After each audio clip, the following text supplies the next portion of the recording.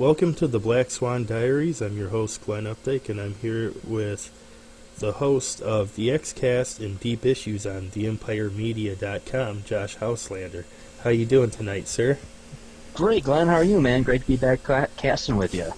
Yeah, for those that you don't know, first of all, I'm doing great, Josh. But second, for those that don't know, me and Josh used to do Settle It on the Screen together, which was a internet show on Facebook and Twitch, which we won't dive into that because there's more important topics at hand. There is. Good to reminisce about the good old days, but yeah, there are more topics at hand. Yeah, ones that are more fun to talk about. But anyways, you know what, Glenn? I know you feel this too, but it is kind of weird when you ever have people say to you like, "Oh, don't you miss just talking about video games all the time?" And you're like, No, because no, not at all. Actually, yeah, video games are actually the last thing I want to talk about on a podcast these days. Yep, me too. Like I told John last week, I did the show for how many years, and beyond that, you're not going to teach me anything new about video games. Yeah. Which, you know what, you say that now, and now I feel like I'm remiss, and I was, throwing some shade, because I was on John Klinkle's show last week, and talking video games, and we had a lot of fun. Yeah. We did have a lot of fun. It's a lot more fun when you're not doing it 5 nights a week.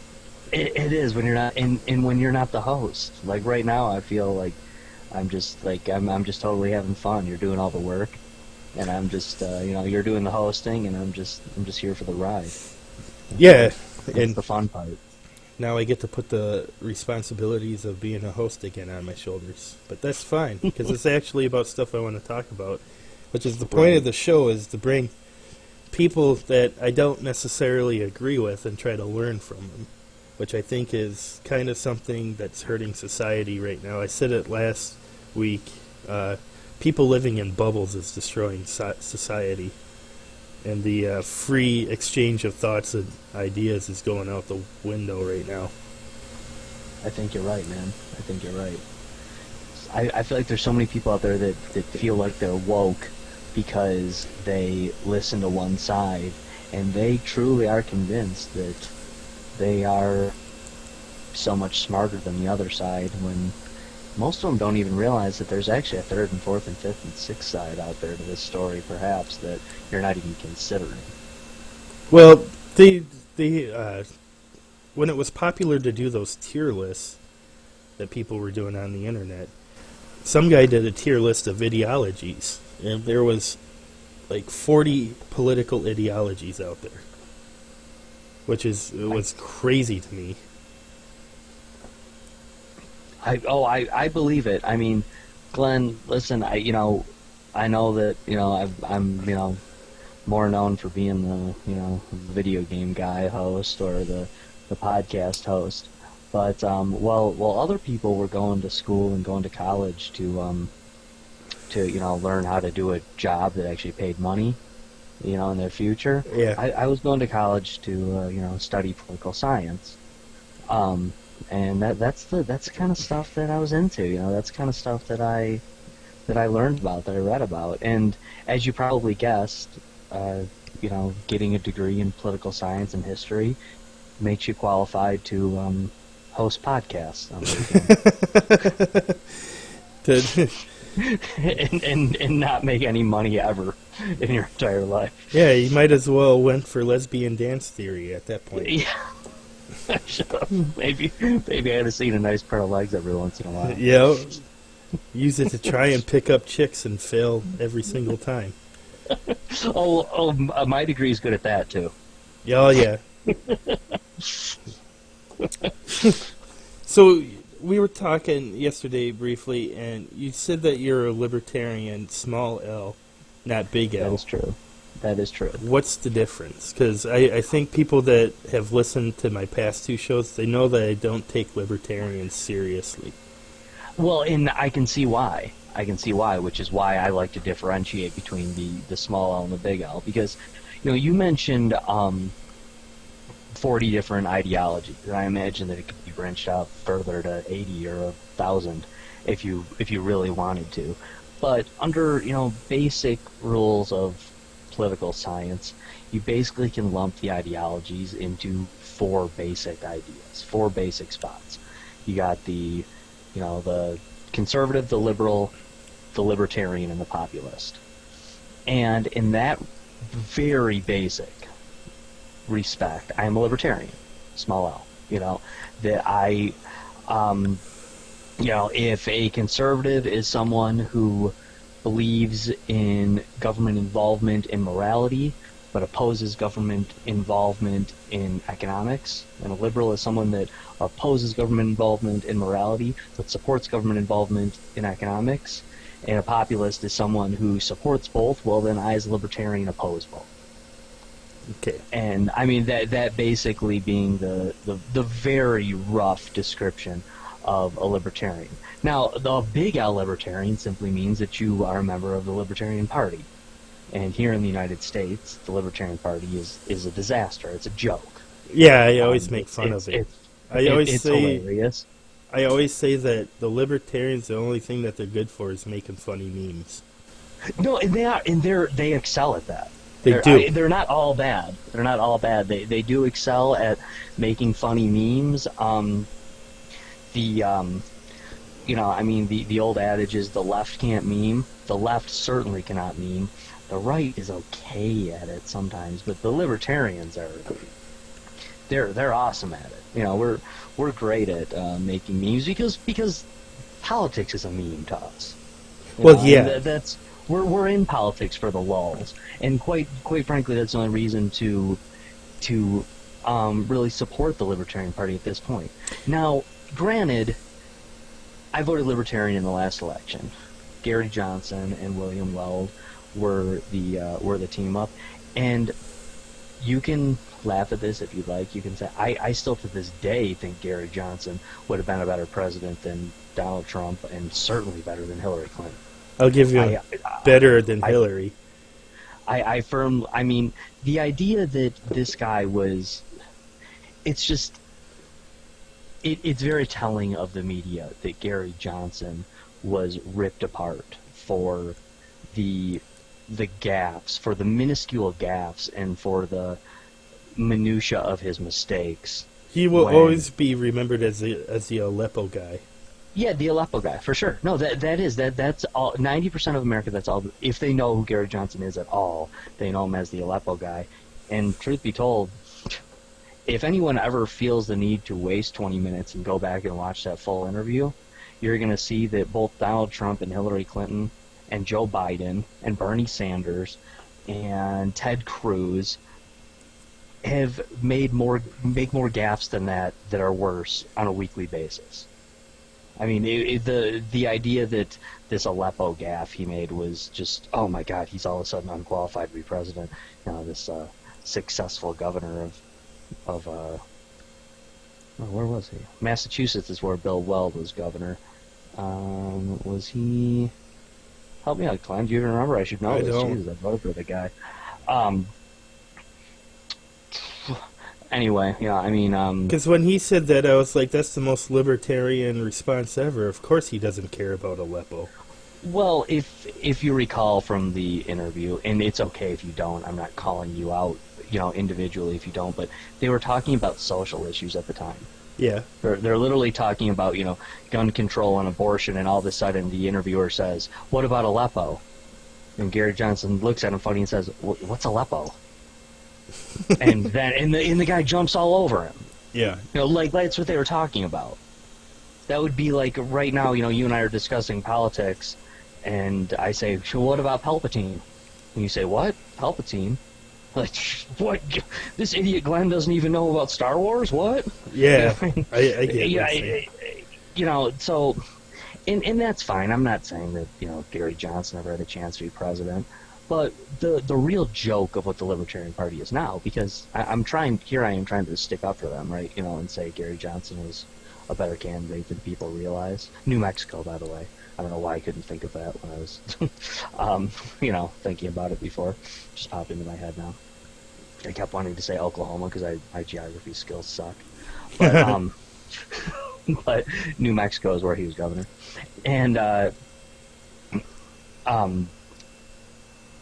you know, okay, sorry, he was, the idea that he was this terrible candidate after being, you know, a successful governor of a state, and running with a running mate who was also a successful governor of a state against, you know, Donald Trump and Hillary Clinton, who, let's be honest, a lot of people like Trump, and that's cool. You know, I mean, there's good things to say about him for sure, with what he's accomplished. I'll criticize all the bad things that he does too, that I think is bad.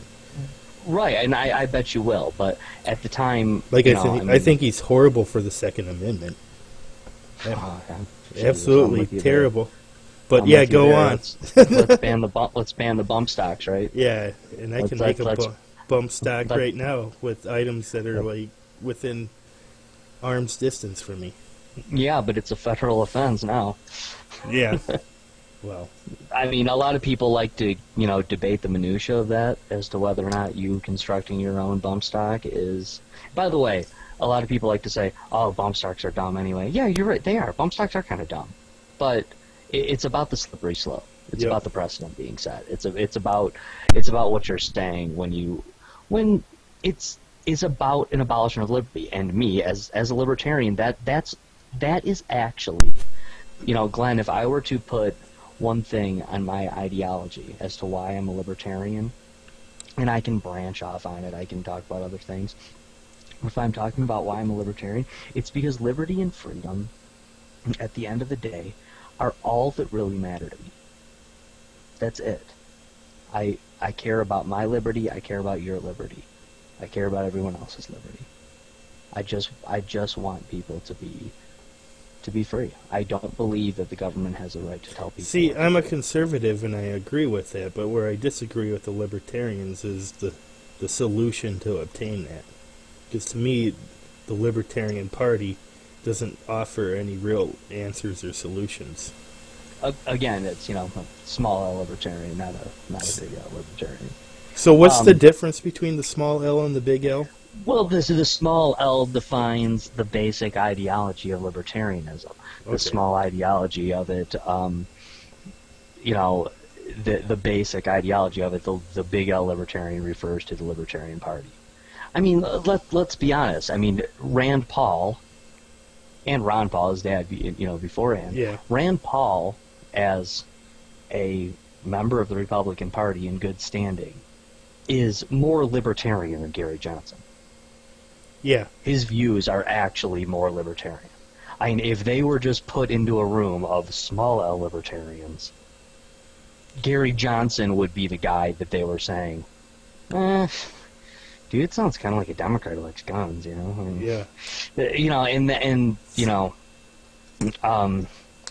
you know, William Weld would be like, dude, it sounds kind of like a Republican who's soft on abortion, you know. Yeah. But truth be told, Rand Paul is more of a libertarian than both of them. Ron Paul was more of a libertarian than both of them. I'm not certain that you couldn't say Justin Amash or Thomas Massey in the House of Representatives, you know, from my home state, Michigan, and from Kentucky, where they seem to actually care about liberty for some reason in that weird state of Kentucky. You know, I'm not sure. Those guys are more libertarian than a lot of the people that end up running on the Libertarian ticket. But the biggest problem with the Libertarian Party right now is that, I mean, do you know who won the Libertarian straw poll? Technically won the Libertarian primary in New Hampshire? Wasn't it Vermin Supreme? It was Vermin Supreme, yes. The guy wearing the boot on his head, who vowed to give out free ponies, who says he's a friendly fascist, who wants to bring in compulsory toothbrushing. By the way, I love Vermin Supreme. Yeah. The guy's hilarious because it's you know, it's, if you understand what he's doing, he's pointing out the mockery of our system and showing how stupid our system is, because it is in fact really stupid. And it's not that the system as a, you know, as designed is stupid, but the system as put forward is stupid. The people running the Supreme system are stupid, not the system itself. Sure, yeah. And it's the people running it, but it's also the people participating in it. Yeah. You know, I mean, we the people have to take some accountability for that as well. You know, to say that we're allowing it to screw up. You can't have it both ways. You can't say that, well, you know, we're a government by the people, for the people, and those stupid politicians up there, they're supposed to answer to us. Well, make them answer to you. Yeah. You know, why aren't you making them answer to you? Because you're right, they are supposed to answer to us. But that's, I mean, harsh truth. I mean, I'm about to get you flagged by the FBI here, Glenn. But harsh truth about democracy and about a republic is the part that always gets left out in 2020, because 2020 is so spit polished and clean, and you know we're politically correct and we say the right thing. But the part about democracy that gets left out in the modern days is the idea that if we don't like what those people are doing, we're supposed to go like march on the Capitol and kill them. Tar and feather them. Yeah, I mean we're supposed to, you know, like wheel out the guillotine and drag them out by their stupid hairdo and throw them in the guillotine and say like, hey, now who's gonna listen? You know, I mean, look at what's going on right now. I mean, with COVID-19, I mean, the founding fathers would be throwing toilet paper and hand sanitizer in the harbor by now. Yeah. You know, I mean, it's garbage. This is it's boogaloo time, man.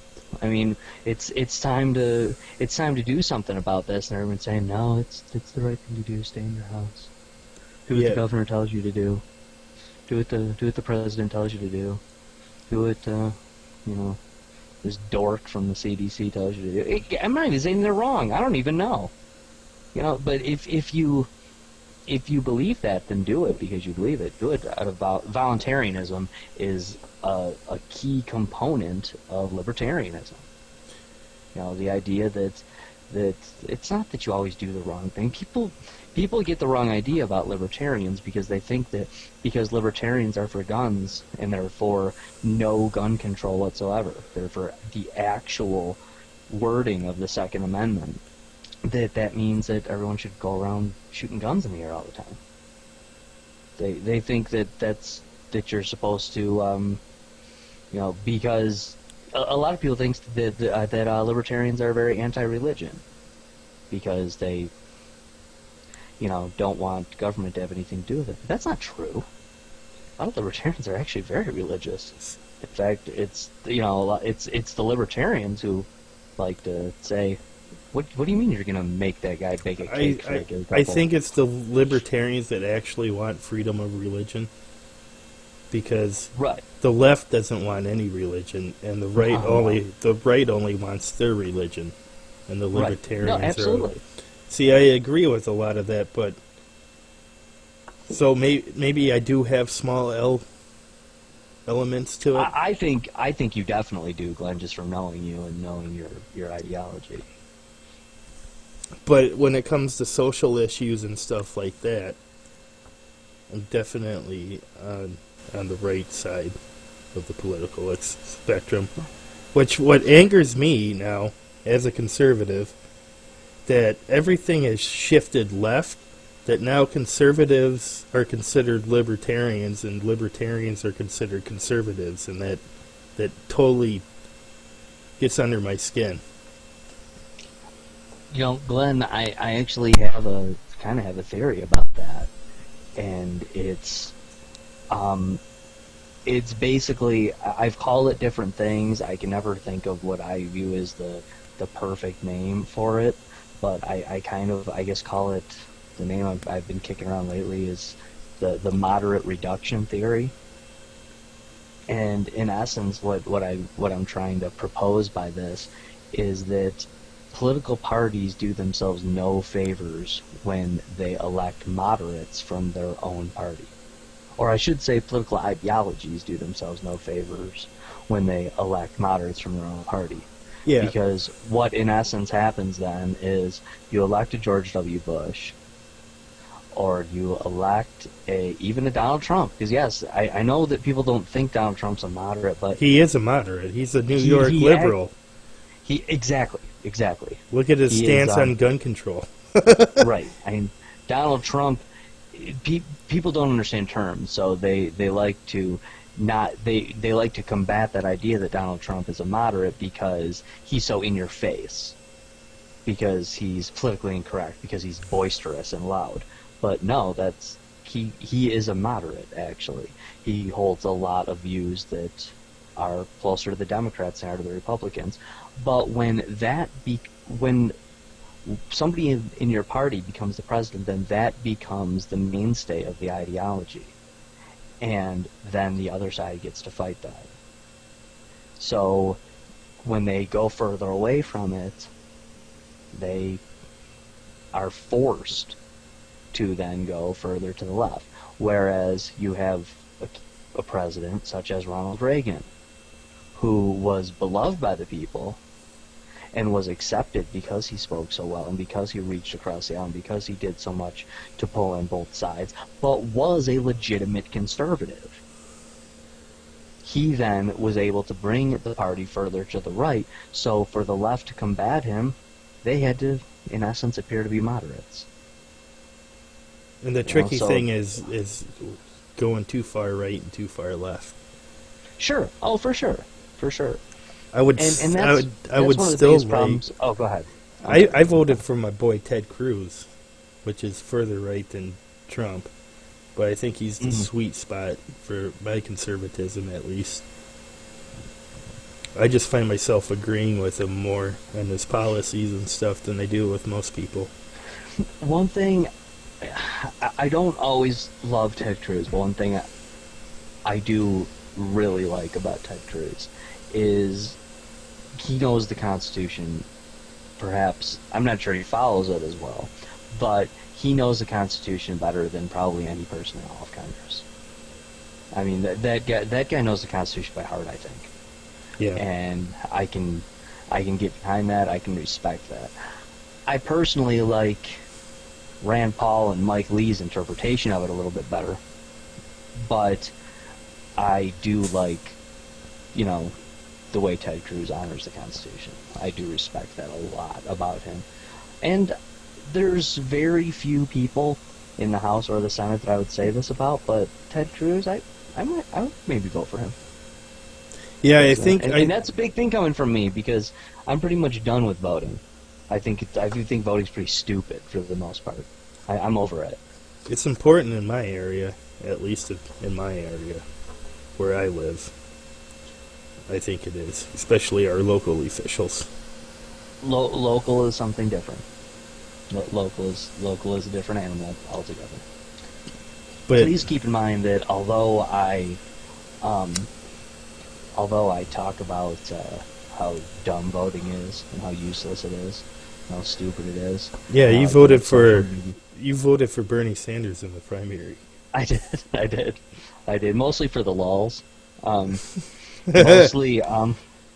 Mostly just to I just wanted to see the Democrats steal it from them, Yeah. So I wanted to make that a reality as best I can. I wanted to do my part.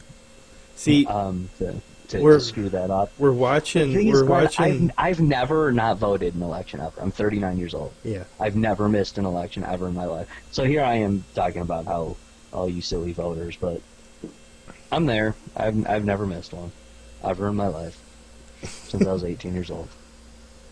That's crazy, because even I missed a couple. I've shown up before and turned in empty ballots because there wasn't actually somebody on the ballot in my. I think what we're watching though is right now is the Democratic Party crash and burn, just like the Republicans did when GW was in office. And the Republicans actually took a time and reset themselves, and the Democrats aren't showing any signs of just pulling the plug and plugging it back in. I think you're right. I hope you're right, because that's funner to watch. And, I like to see them struggle and squirm. Both sides of this. Well, now of this duopoly. we see people like what do they call themselves? The Squad, and they're very far left socialists. That's like the equivalent of the right having white nationalists. And there's 5 or 6 of them in Congress right now tooting their horn. And now the left has to be accepting of these people. Yeah, and there's part of me, Glenn, that, I know there's people out there that still love the narrative of, well, real socialism's never been tried, or, Marxism is still great on paper. Or look at these capitalist Norwegian countries that got rid of socialism policies in the 70s or 80s. There's still a lot of that out there. I love the people that say that, that the Marx worshippers who tell you that it's really a great ideology. I always like to remind people, like I did at the beginning of the show, I spent like 7 years studying, liberal arts subjects in college. Like, trust me, I've read Karl Marx. You can't make it through that without reading your fair share of Karl Marx. That's Communist Manifesto's basic reading list there. And, we all pretend to read Das Kapital. If you can actually get through that without falling asleep, I'm a better man than I am. Stick to Peter Schiff's capitalism books. That much better. But, so I don't even think it's a good ideology on paper. I don't agree with it anywhere, especially when I'm somebody that cares about liberty. Truth be told, if you pulled out a crystal ball and showed me that, no, man, check it out, dude, communism really does work if you institute it perfectly, with the amount of liberty it takes away, I'm not interested. Well, no. I don't care, man. I don't care. Just, it's the old... You're taking away the free will. Right. If it's the idea of trading liberty for security.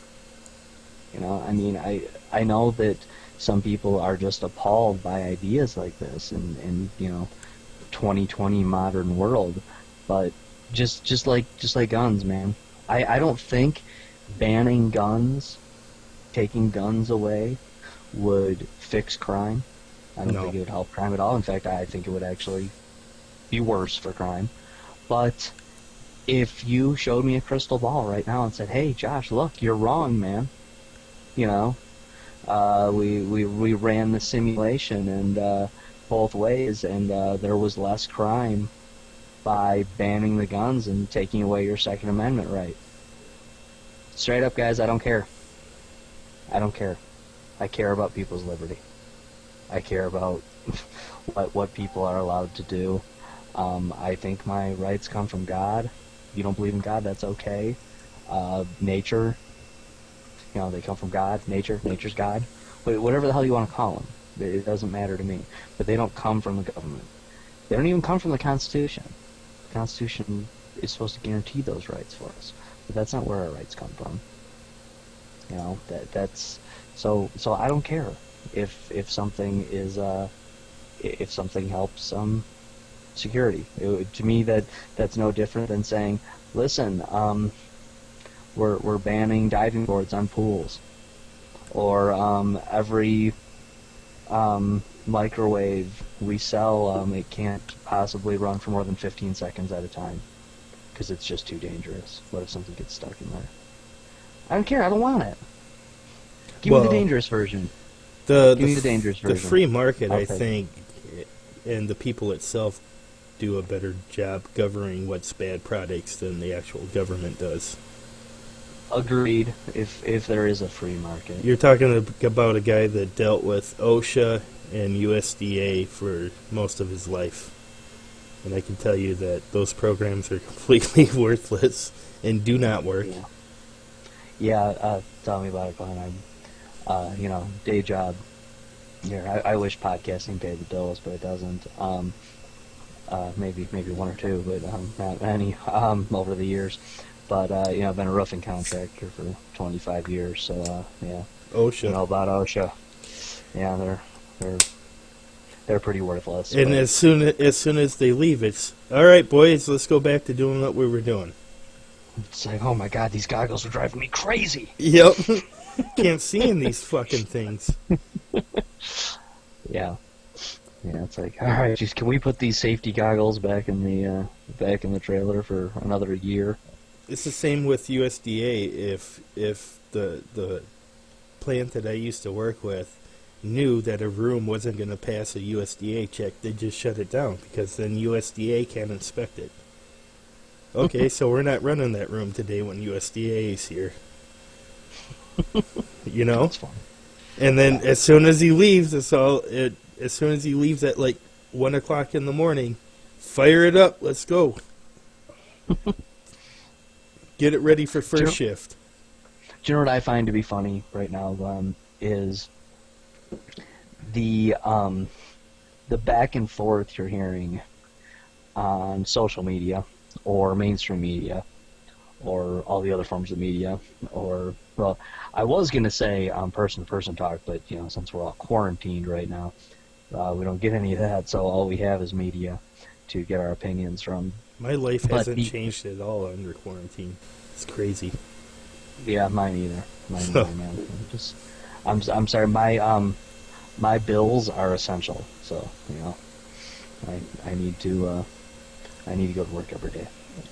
But needless to say, the arguments taking place about capitalism, how this means capitalism is good, or this means capitalism is bad, and I hate to break it to everybody, but if the government can, on a whim, shut down businesses and tell them they're not allowed to be open anymore, pretty much the entire economy. Yeah, then guess what, kids? You ain't living under capitalism. Okay? That's not capitalism. No, that's the least capitalism thing that there is. Right. And, you know, I mean, me and you can sit here and debate the minutia between true conservatism and true libertarianism, and why liberalism isn't good, or why socialism or communism isn't good. But truth be told, the rights that I'm here preaching about and the ideas of conservatism that you're preaching about, and us talking about how we like Ted Cruz because he likes the Constitution, or we like Mike Lee or whomever else because they like the Constitution. Guess what? If the Constitution can be suspended the minute people are scared, then that Constitution was never worth anything anyway. And that breaks my heart to say that, man, because I'm a, although, you're asking me to define my ideology earlier, and I'm saying that, I'm a small L libertarian. I fancy myself a small L libertarian. I fancy myself a federalist, to really put more of a point on it, to delve into a different, slightly different ideology. I like to think of myself as a federalist. I like to think of myself as a constitutional patriot. But I can't be anymore because, like I said, man, what is that all about? Who cares? If your constitutional rights are thrown out the second just even the tiniest bit of shit hits the fan, I mean, and not even like the full dump hitting the fan, like we're talking about the fan was pebble dashed and we're throwing away our constitutional rights, then that was never worth a damn anymore. I think it was worth a damn. I just think people are trampling all over it. Yeah, sure. Not in our lifetimes, though. Like the whole concept. It was when it was written. Yeah, the whole concept behind it and everything is still great. I just think it's being abused right now.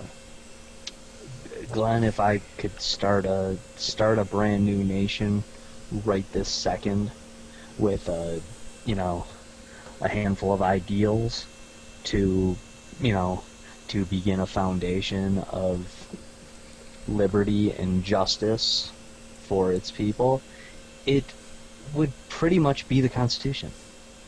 It would strongly resemble, the Constitution, the Declaration of Independence, the Federalist Papers. These ideas are all right there, but we're not following them. And it's not just that we're not following them like today, or last week, or since Trump took over, or since Obama took over. We haven't been following them for a long time. Well, yeah. And we see... For a really long time. That's what scares me with everybody shifting more towards the left, is the more left you go, the less you follow the Constitution. Well, right, yeah, no, I'm with you completely there, Glenn. And the other thing is, too, is that it's true when we were talking about me voting for Bernie Sanders in the primary. Now, I never would have voted for Bernie Sanders in the general election. I wouldn't vote for him in a million years in the general.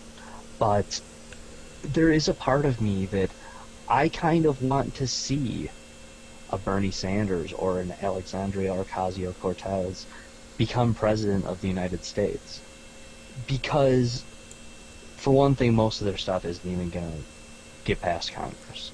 No. And for the other thing, I want people to go through this.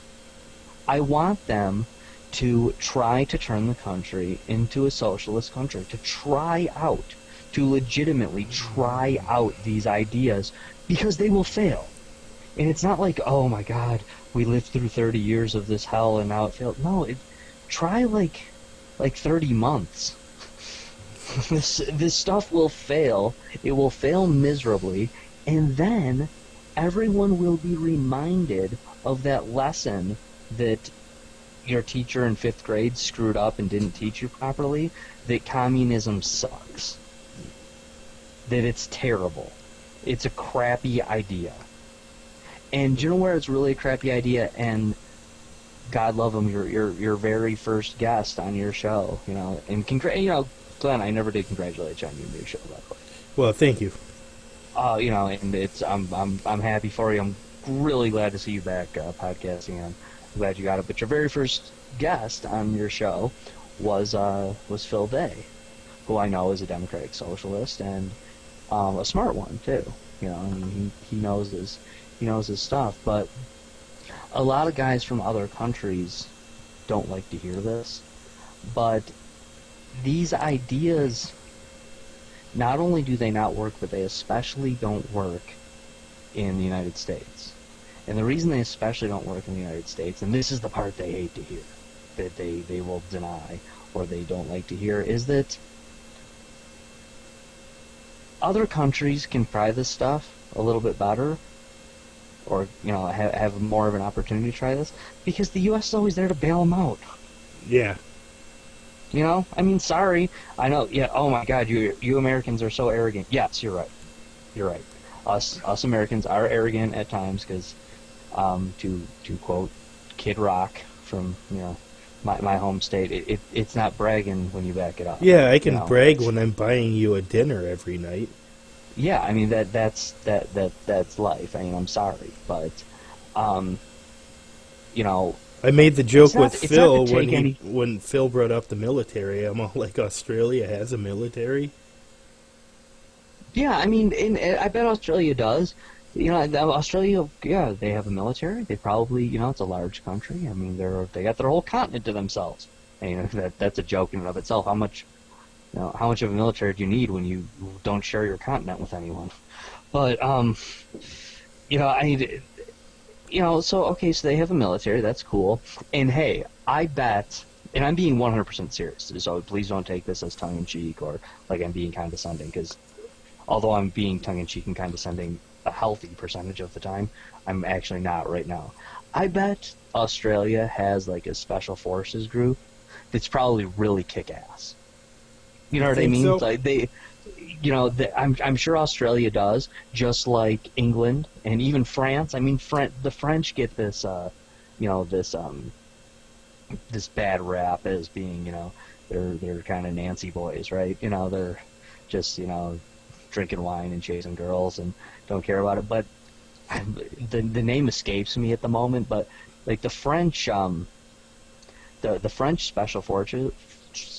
The French special forces are like some serious badasses, They're some tough hombres, So a lot of countries have really cool, even the Russians, military operation. Those Russians, Russians, oh for sure. Yeah, if you were to have a kumite with all the special forces, like you get to pick 5 people, each country, their special forces, the Russians would probably come out on top. Probably, or the Israelis, yeah. Israelis are some bad mofos too. But the thing is, that's not what a real army is, though, right? You know, that's for the special ops, that's for the covert things. But it's easy to have that stuff when you know that you're allies with the U.S. You know, Yeah, well, when you have the biggest, baddest military in all of human history is your ally. I mean, the all of our chances all of of Australia our going.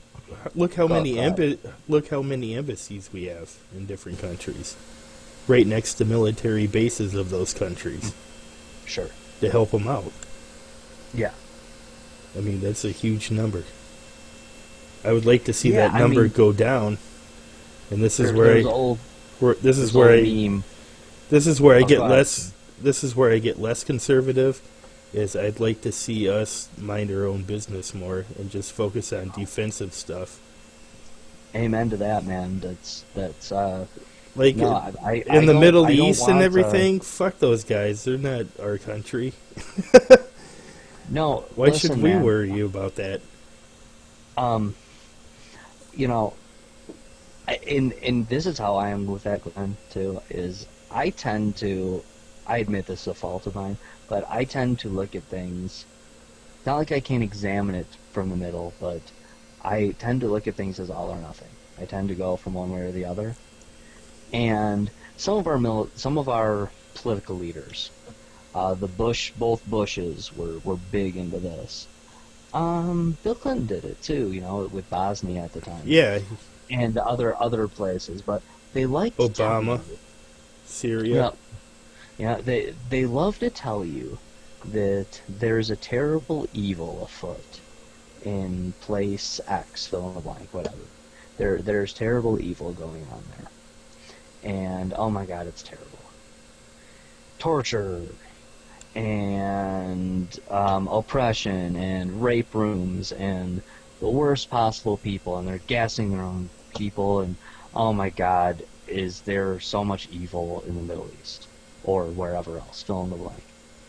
Well, I like to, I guess, look at that one of two ways.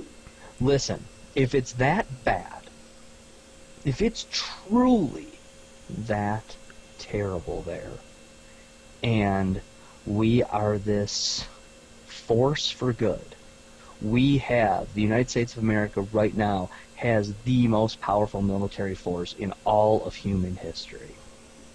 Why do we have that if we're not going to run in there and stop it, right? Mm-hmm. Make them cut it out. Oh my God, if it's that evil, if it's that terrible, then go in there and blow them to hell and free those poor people who are being tortured and oppressed. Or, and this is the or that I lean towards more, or how about they're their own country, we mind our own business? Okay? Does that work for you? Yeah, and, that and maybe works we for don't me. need and maybe we don't need, you know, the biggest military of all time. Maybe we don't need to be everywhere, because truth be told, we can claim that, you know, people in the middle, oh, but they, you know, what did George W. Bush say? They hate us because of our freedom.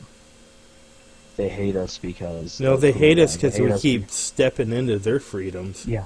We hate it because we're blowing their shit up all the time. Yeah. That's why they hate us, because we're always over there blowing up their crap. All the time. All the time. They have stuff and we're blowing it up.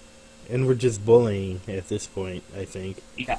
It's so, you know, I mean, you can say, oh, you gotta support the troops, you gotta, but no, you don't.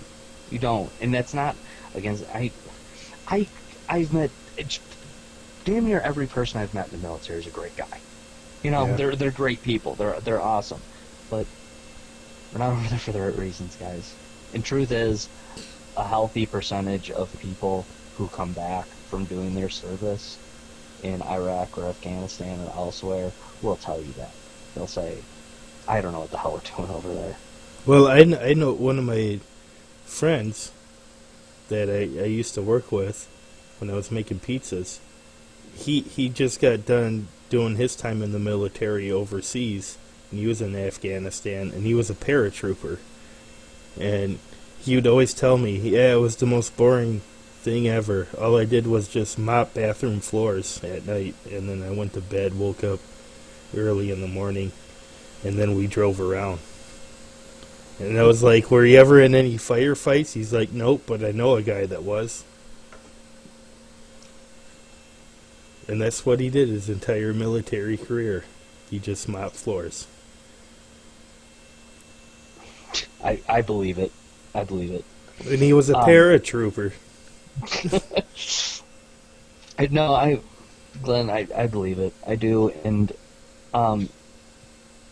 I hate to throw a bone to the socialists or the leftists on this, but so often you hear the Bernie Sanders of the world preach about we need Medicare for all, we need socialized medicine, we need this, and the question from the conservatives is always, that's ridiculous, how are we going to pay for that? Well, if we diverted a tenth of our military spending, we could pay for it that way. Just saying. I'm not saying I want it. I don't want either.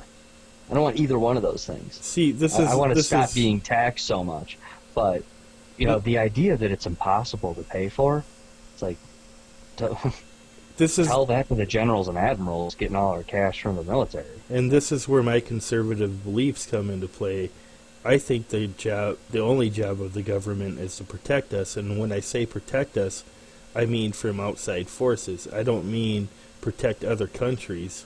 I mean protect us from being harmed. I'm with you, Glenn. I am with you 100%. I was just kind of making the point that the idea that it can't be paid for, it's like, no, we're already taxed our eyeballs. Well, yeah, I would, and as a conservative, this is a very unpopular opinion, though, but I would reduce military spending, especially overseas, and just whatever money we're spending, we spend it here to build up our defenses. Yeah. No, and Glenn, the other thing is they love to tell you that, both sides like to say, oh, it's a war, it's just war for oil. I mean, and I always think that's the dumbest thing when people say that. Like, if we're fighting all these wars for oil, how come gas isn't 20 cents a gallon? Yeah. Like, we're not fighting wars for oil. We're fighting wars for war. We're fighting wars to prop up the military-industrial complex. And if it's a war for oil, it's to prop up the petrodollar so we can keep fueling this global economy. But it's not a war for oil, because at this point, how much oil should we have won? Well, I mean, we are like the Mortal Kombat champions of oil at this point. We should all just have like leftover oil drums in our backyards, in case we run out. Here's some oil. I hate to point. I hate to point to the entertainment business, but you ever see that movie Lords of War with Nicolas Cage? Yeah. Oh, yeah, I love it. There's definitely money to be made within wars. For certain. We all know President Eisenhower warned us about it. And the very opening scene of that movie is a bullet manufacturer making bullets to be used in war. Yeah, great movie. And it's boosting their economy just by making those bullets. It's employing more jobs, etc. Yeah. No, I'm with you, man. I mean, I'm with you. I just, and my thoughts on it change too. I see all this stuff going on with coronavirus, and I see all this stuff happening with our liberty, and I see all this stuff happening with our wars in the Middle East. Which, by the way, while all this coronavirus hysteria was happening, what's Iran up to? Weren't we supposed to be freaking out about Iran like 2 months ago? And this is another thing. Doing, but if this is such Iran, stop being Iran. If this is such a pandemic across the world, why haven't we started pulling troops out so we don't get infected and stuff, or care about our people? It's weird, yeah. I mean, I don't. How come none of the troops are wearing masks? How come you don't hear anything about the troops overseas? This is what I mean. Did Iran stop being Iran? Did Afghanistan stop being Afghanistan? Did Because Italy stop coronavirus? being Italy? No, there's still a bunch of pretentious cocks on their balcony playing Imagine on their trumpets. Right.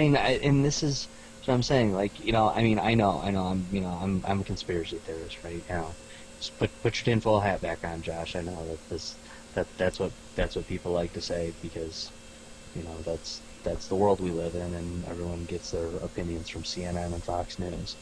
But to me, if you've survived and been paying attention for the last 5 years, and you're still using the word conspiracy theorist as an insult to people, then you're a dope, and you're probably never going to wake up.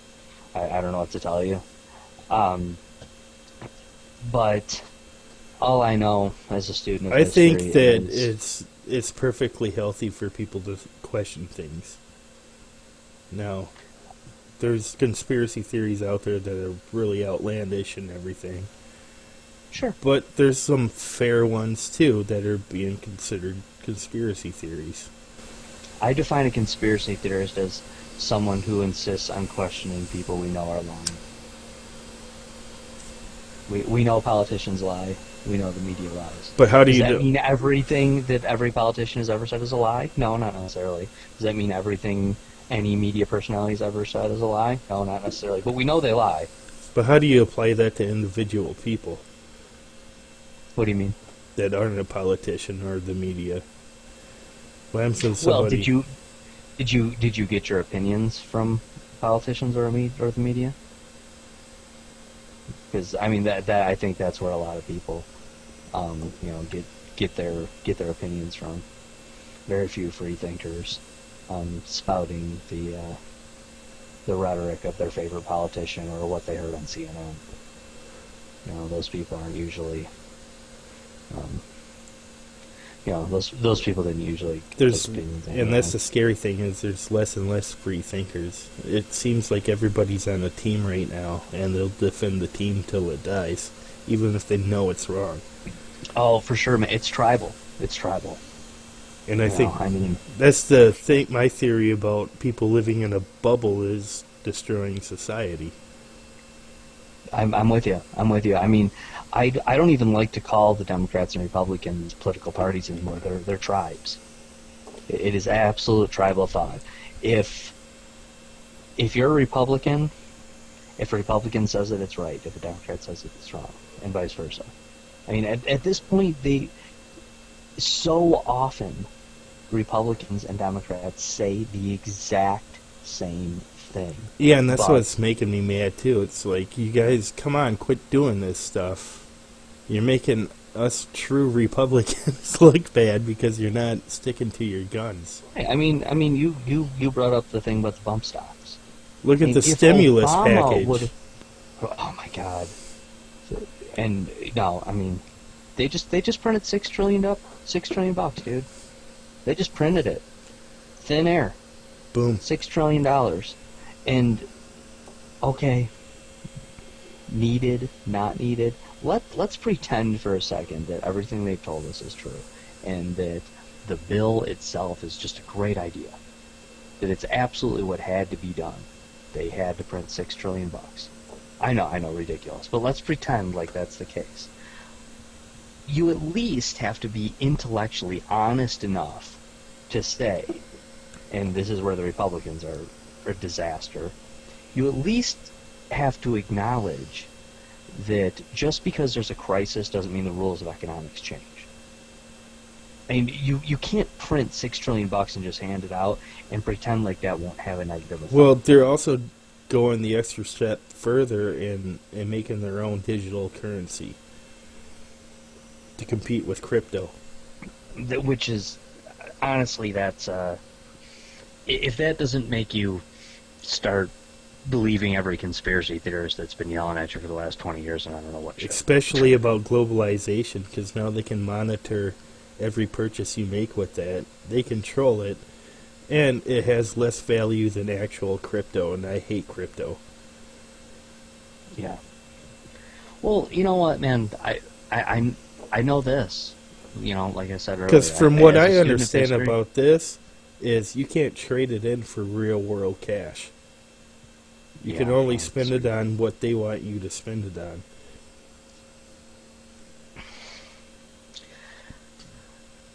I met a schizophrenic dude at Kroger a few months ago, Mm-hmm. who just wouldn't shut up. I mean, I'm not a doctor. I'm diagnosing him as schizophrenic. It could have been any. There was something up with him.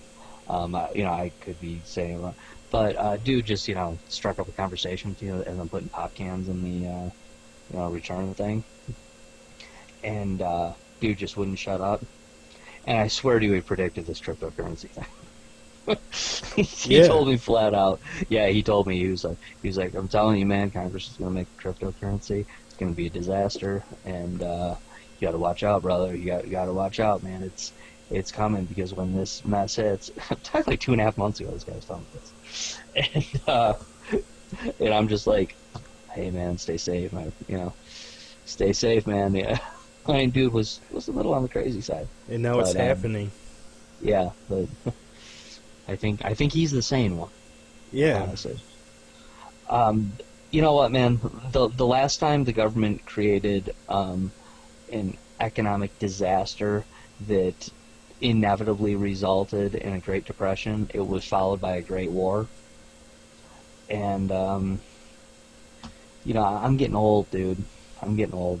I'm not getting drafted for this crap anymore. Yeah. I'm an old man, but I gotta tell you, man, I'm a father of 4, and as somebody that grew up studying these wars and studying history and studying it through the guise of American exceptionalism and American patriotism, I always had nothing but the utmost respect for all that stuff. I wanted that. I loved that. My grandfather was a World War II veteran. Purple Heart twice over in the Battle of Okinawa. Amazing man. Man, dude, I gotta tell you, as a father of 4, I don't want this, dude. I do not have any interest in this. My children are not worth these elites' war. I have no desire to send my kids off to fight China or Russia or whomever the bad guy is, according to these elites and these politicians. They can really, they can F off, man. I'm not interested, dude. I have no desire to go through this. I have no desire to sacrifice my kids or anyone else's kids.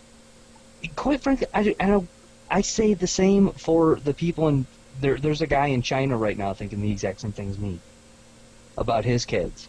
I don't want his kids to die either. You know what? I'm done with this. So that makes me a libertarian as well. To go back to the ideological question, that I am anti-war. It doesn't mean I'm a pacifist. I'm not weird enough or utopic enough to think that there has never been a just war, or that war isn't sometimes necessary. But I am anti-war. Well, yeah, I think in this current landscape now, most of our wars have been proven to be not needed, in the sense. We could have, like, with Iraq and Afghanistan, we could have just went in there and roughed them up a little bit and then pulled out. But this is 20 plus years. Fighting, and there are people fighting in Afghanistan right now who, when they were born, their dad was in Afghanistan. Yeah. That's messed up. And for what? What the hell are we even fighting for in Afghanistan? Seriously, what Afghanistan's our enemy? But the average Joe walking around in Detroit or Milwaukee or Houston isn't thinking, damn Afghanis, our enemy. What the hell are we even fighting over there, man? To liberate another country. Yeah, to liberate poppy fields so we can, sell heroin across the world. And I think That's this is where I'm nationalist when it comes to war. We should just care about ourselves. sure. No, and I firmly believe. I mean, we've been doing this since Vietnam, since before I was born, before you were born. But if you are going to insist that you need to fight a war with someone, then go in there and win the war. Conquer them, defeat them. Take the land if you have to. One thing I actually really respect about Israel as a nation is that they don't play that that like sissy girl United Nations NATO version of war that the rest of the world is trying to push.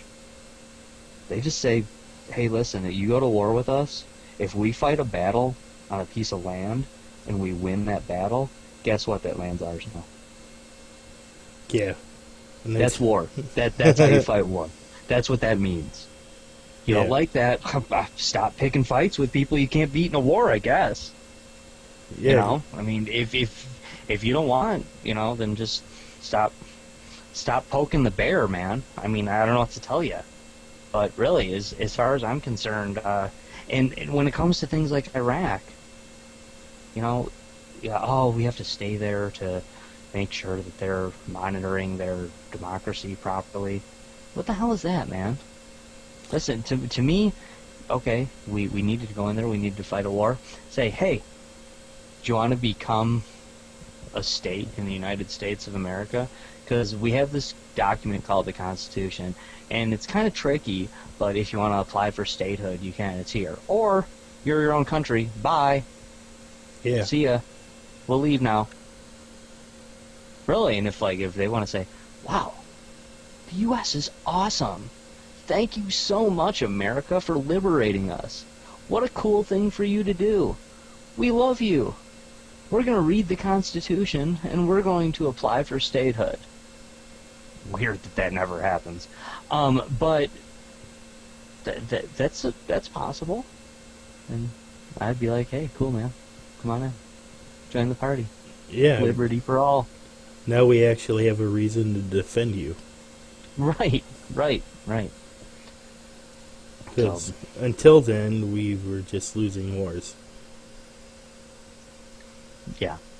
We have this amazing military, yet we lose every war since, Vietnam. Right. Because we don't fight them to win. Because we're not fighting them to win.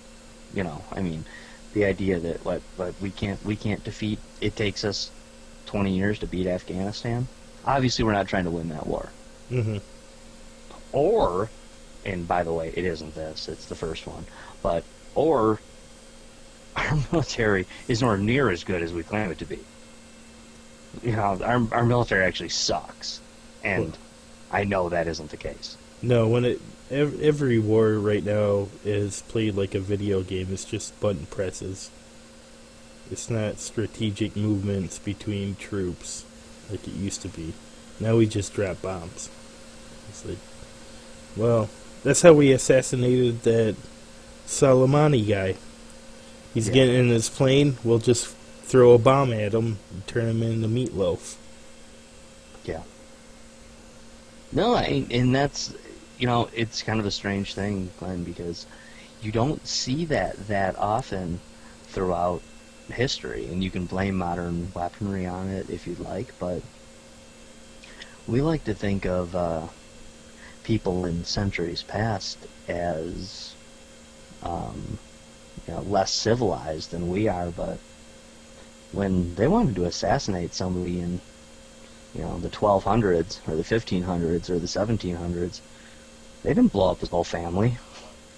They didn't blow up like them and a bunch of pedestrians. People that were had just nothing to do with it. Totally innocent people. People that were just working there at the airport that day. Right. Right. Now they're meatloaf too. And isn't that the narrative though, Glenn? Isn't that the narrative that the media wants to push on people? Because the one thing CNN and Fox News that both sides always agree on You know, they'll call each other every name in the book in between, but as soon as there's a war, oh my God, they're all on that page. Mm-hmm. You know, the both sides, the left and the right, Fox News, CNN, MSNBC, Bloomberg, everybody's on board. Everybody's on that train. Everybody's, you know, blowing the war horn when that comes through. That's because that will give you endless ratings. Exactly. And isn't that kind of part of the narrative that, oh my God, these people in Iran, there's all these evil people out there and they want to kill us, they hate America, and there's these evil people in Iraq and Syria, and oh, there's people in Iran, they're on the streets, they're burning American flags, they're chanting death to America. There's these evil people in North Korea that are, you know, they hate the United States, they hate our way of life, they hate capitalism, they hate our freedoms. Do you know what? The vast majority of people in North Korea, Iran, the United States, Canada, Iraq, Afghanistan, Russia, China, Australia, New Zealand, Peru, all these countries, you know what the vast majority of those people are going to do on Monday morning? They're going to wake up and go to work. Yeah. That's it. They're going to wake up and go to work. They're going to wake up, they're going to go to work, they're going to come home, they're going to sit down, they're going to eat dinner with their family, they're going to veg out for a second, they're going to fall asleep, they're going to wake up and repeat. That's what everyone is going to do. The vast majority of planet Earth, that's what they're going to do. And that's why we're always so goddamn tired. That's why we don't fight back. That's why we don't, we say, when's the revolution going to start? I don't know, man. Wednesday after work. It's draining to fight all these people. Yeah. You know, I mean, you really think that people in Iran are sitting around thinking about how much they hate us? No, they're actually thinking about their electric bill, just like you are. They're actually just thinking about, paying the rent. They're thinking about, Jesus Christ, God, these teenagers eat a lot. Man, I don't think they said my grocery bills are getting expensive. I don't think it's on the forefront of their mind, but at least in the background. For some. No, I mean, I don't doubt that. I don't doubt there's some Iranians who hate America, just like I know there's some Americans who hate Iranians. There's probably people that just want to... I don't think they act on it. There's probably... I think even if they think it, they just think it because it's part of the narrative that's being pushed through their media. For the most part, they just want to live life, man. Well, most people do. But if there's somebody there that's constantly fucking with you, it'd be in the back of your head, I would think. Oh, for sure. Yeah, for them, it probably does. It exists more. I just want to go to work today, but am I going to be in a fucking war zone when I travel to work? That's right. I used to have a 7-minute commute to work every morning, but now it's a 25-minute commute to work because that overpass was blown to shit by the U.S. And I have to go through through liberating us. And I have to go through 2 security checks. Right. You know, I mean, again, most people don't. Just like here in the United States, we like to say, "Oh, stupid Americans, we don't pay attention." Okay, first of all, you're not stupid for not paying attention. You're ignorant at worst for not paying attention. You know, but not everybody cares. Not everybody cares. And truth be told, it's like that everywhere else too. You know, I mean, you think that the United States of America is the only place in the world where some people care more about baseball than they do about world events? No, I promise you there's people who care a hell of a lot more about soccer in Iran than they do about foreign affairs. I care more about baseball than a lot of things, so I'm one of those people. Well, maybe that's smart. Maybe that's a good thing to do. I've talked about that. Adam Hernandez and I, the co-host of XCast and Deep Issues. We've talked about that several times over the last few years on the show, where we like to bring it up every once in a while and just say, you know, those people that that the news watchers make fun of all the time, about all those ignorant people that don't vote and don't pay attention, and you need to, do your civic duty and get out there. Maybe those people are the smart ones. Just staying out of it. Yeah, maybe they are the ones that are like, but hey, then, okay, you want to lose sleep over whether Donald Trump or Joe Biden's the president? and that's my main Have at it, dude. That's my What's really going to change in your life? That's my main criticism about libertarianism, is they don't care enough. Oh, I don't think that's true, man. I think it is. Listen, most libertarians, I think that the truth is about libertarians, I think vast majority of libertarians are people that used to care. They used to care and have grown a designed apathy. I think that they care, but not well enough to come up with any solutions.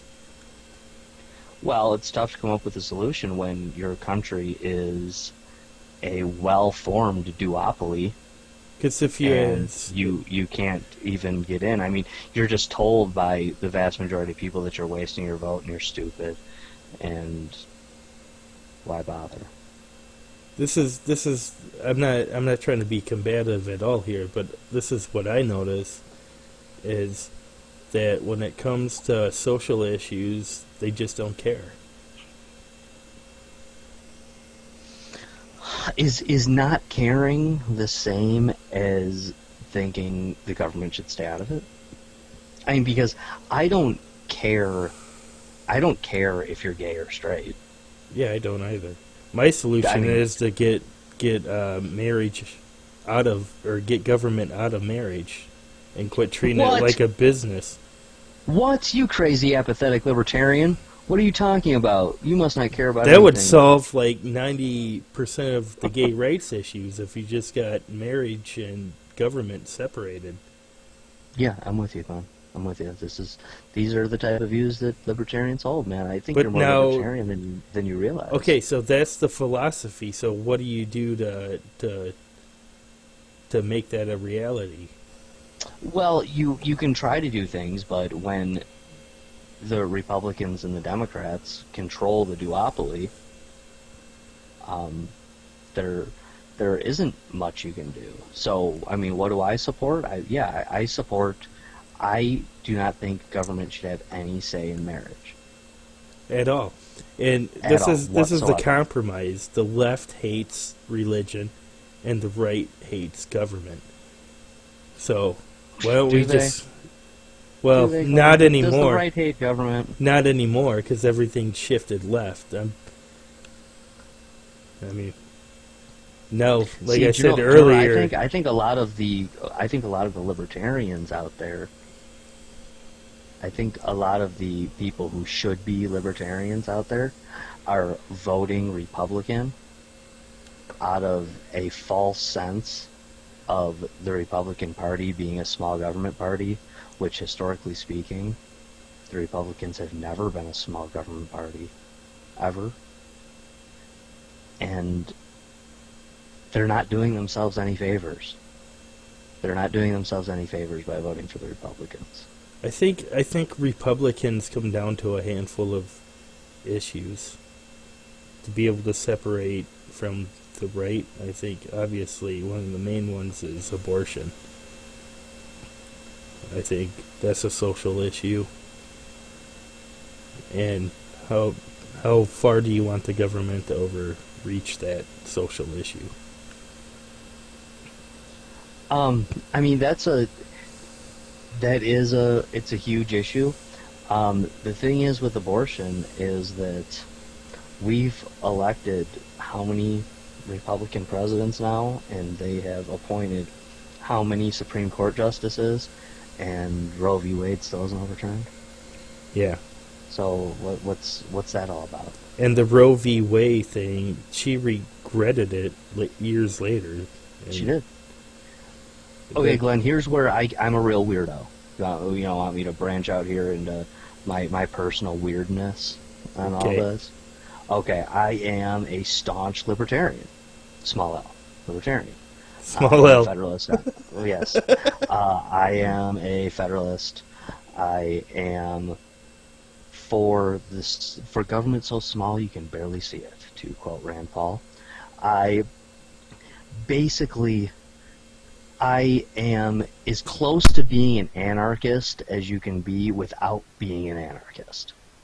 Because I do still want some sort of, government that protects the liberties of its people. Because in some ways I believe that it's more libertarian to support a government that protects rights than it is to be an anarchist. A lot of people find that weird or take issue with that, but to me it makes perfect sense that if you're truly in defense of rights, then you can have a body, i.e. a government in place, that protects said rights. That's what the Constitution's supposed to do. Okay. But I am a libertarian, as stated. Here's another thing about me, though. I'm also a devout Catholic. I'm a devout Roman Catholic, and I am extremely pro-life. I mean, am I pro-life because I believe that I have the right over people's bodies? No. See, this is interesting because I'm a conservative and I'm an atheist, but I'm pro-life because of biology. Right. No, I mean, it's ironic that the we're like left tell you opposites that agree on the same issue. Do you know why we're not opposite, though? Because we both favor logic over emotion. And basically, isn't it funny how the left wants to always tell you that you are anti-science, yet you show them a picture of an ultrasound and tell them... Or bring up transgendered people? Right. How is... I have 4 kids, Glenn, and my oldest is 17. My youngest is 5. And through that time, because there's a decent little span in there, and technology has advanced a lot, ultrasounds between those 2 kids were totally different things, man. Very kind of cool, actually. Very different. When my oldest kid was born, that first ultrasound, she was also born early, too, so I didn't have that, those real late-term ultrasounds, But those initial ultrasounds weren't too dissimilar from the ultrasounds probably your parents and my parents have. Mm-hmm. Just that picture of that little bubble that they show you. Yep. And you're like, oh, look at that. I remember those, too. Yeah. It's like, oh, look, it's my blurry hamster, And then by the time my 4th kid was born, things were very much different, and you're like, oh my god, that's just a picture of a kid. Holy crap, that's just that's just straight up a kid. Inside, it's a picture of a kid inside there. And, people like to look at that and pretend like that's not a human being inside there. So as somebody who isn't an anarchist and does believe in some sort of laws, well, if there's one law that you would believe in, well, it naturally would be a law that would outlaw murder, right? Yep. I mean, that's the worst thing out there.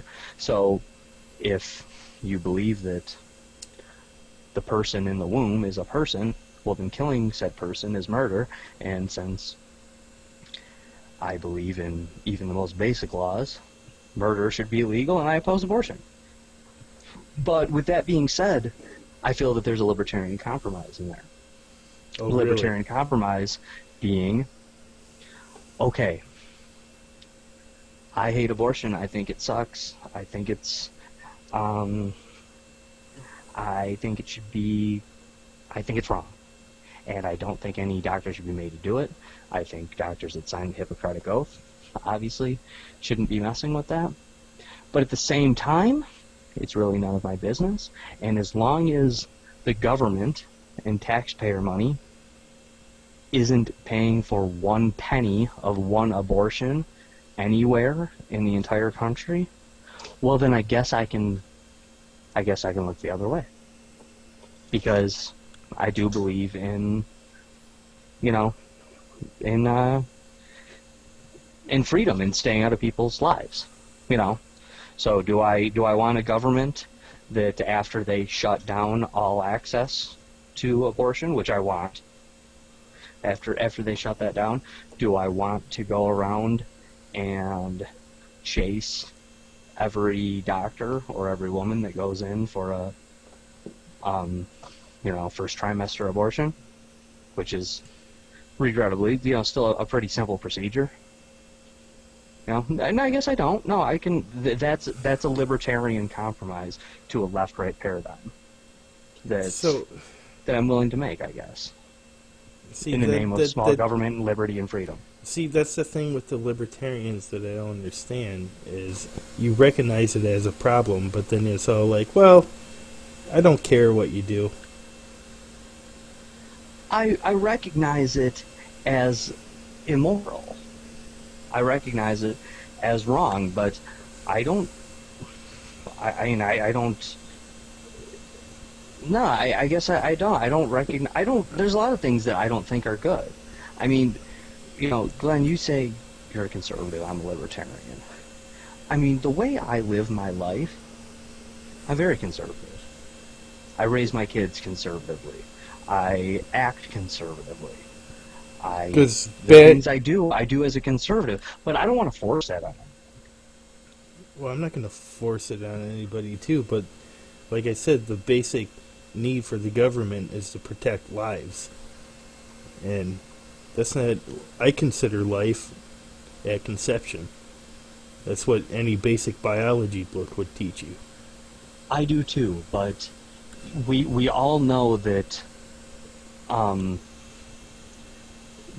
if you want a compromise, then to me a fair compromise is obviously any late-term abortion is illegal, because that's a procedure that in essence that's kills where a human being. That's where we differ. And no, I mean, wouldn't it be just... And Glenn, wouldn't it just be good enough if Planned Parenthood was gone? Mm-hmm. I mean, wouldn't that just be good enough if Planned Parenthood was abolished? If not 1 cent of government or taxpayer money went to abortion, and then if some doctor says, well, because a lot of doctors now, under this new thing I'm proposing, a lot of doctors are going to refuse to do them. Well, a lot of doctors aren't going to want to do them. But some are going to say, well, I guess it's better than you using a coat hanger in the back alley, so I'll do it. I'm not being... You want to make an omelet, you got to break some eggs. I'm not trying to be combative here, but when it comes to the philosophies on this, I don't want to compromise. You do. And that's one of the things that I don't like about the Libertarian Party is they're willing to compromise with both sides. And I don't want to compromise. I think this is a clear-cut issue. And I know that this is... A lot of pro-choice people will hate me to say it, but that's just how I feel. Glenn, I really respect your pro-life stance. I do. I don't want compromise because I have a love of compromise. I want compromise to... it's just like me saying I'm anti-war, but I'm not a pacifist.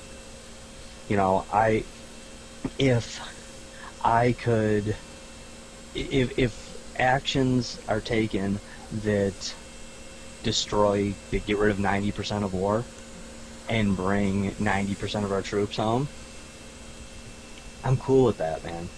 I am cool with that.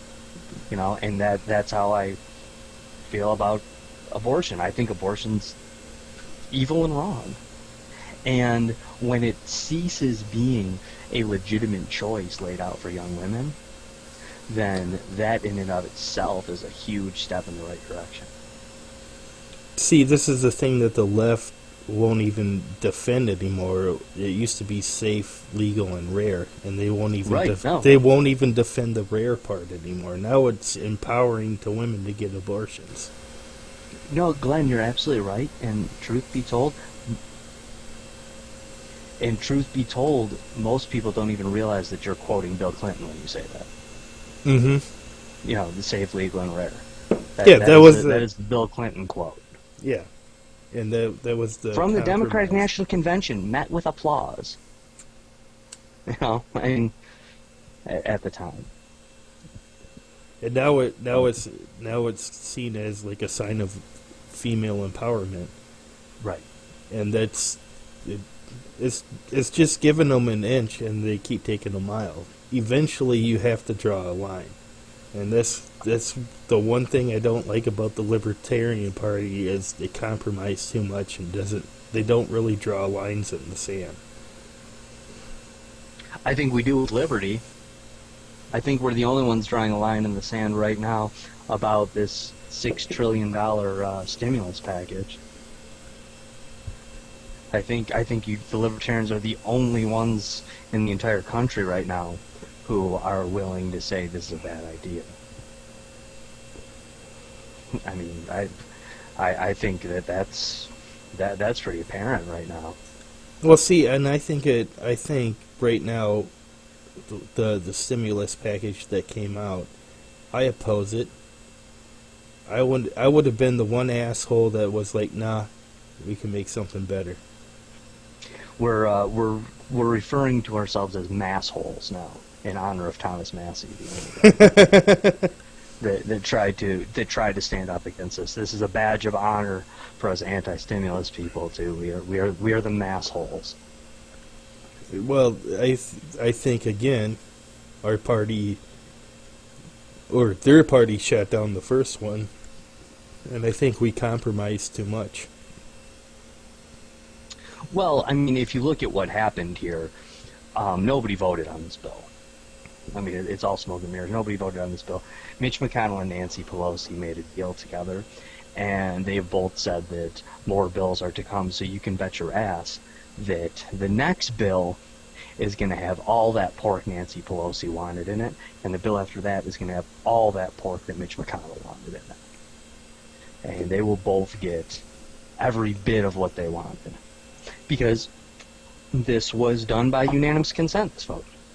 And they can call it a vote all they want. Well, Rand Paul was sick.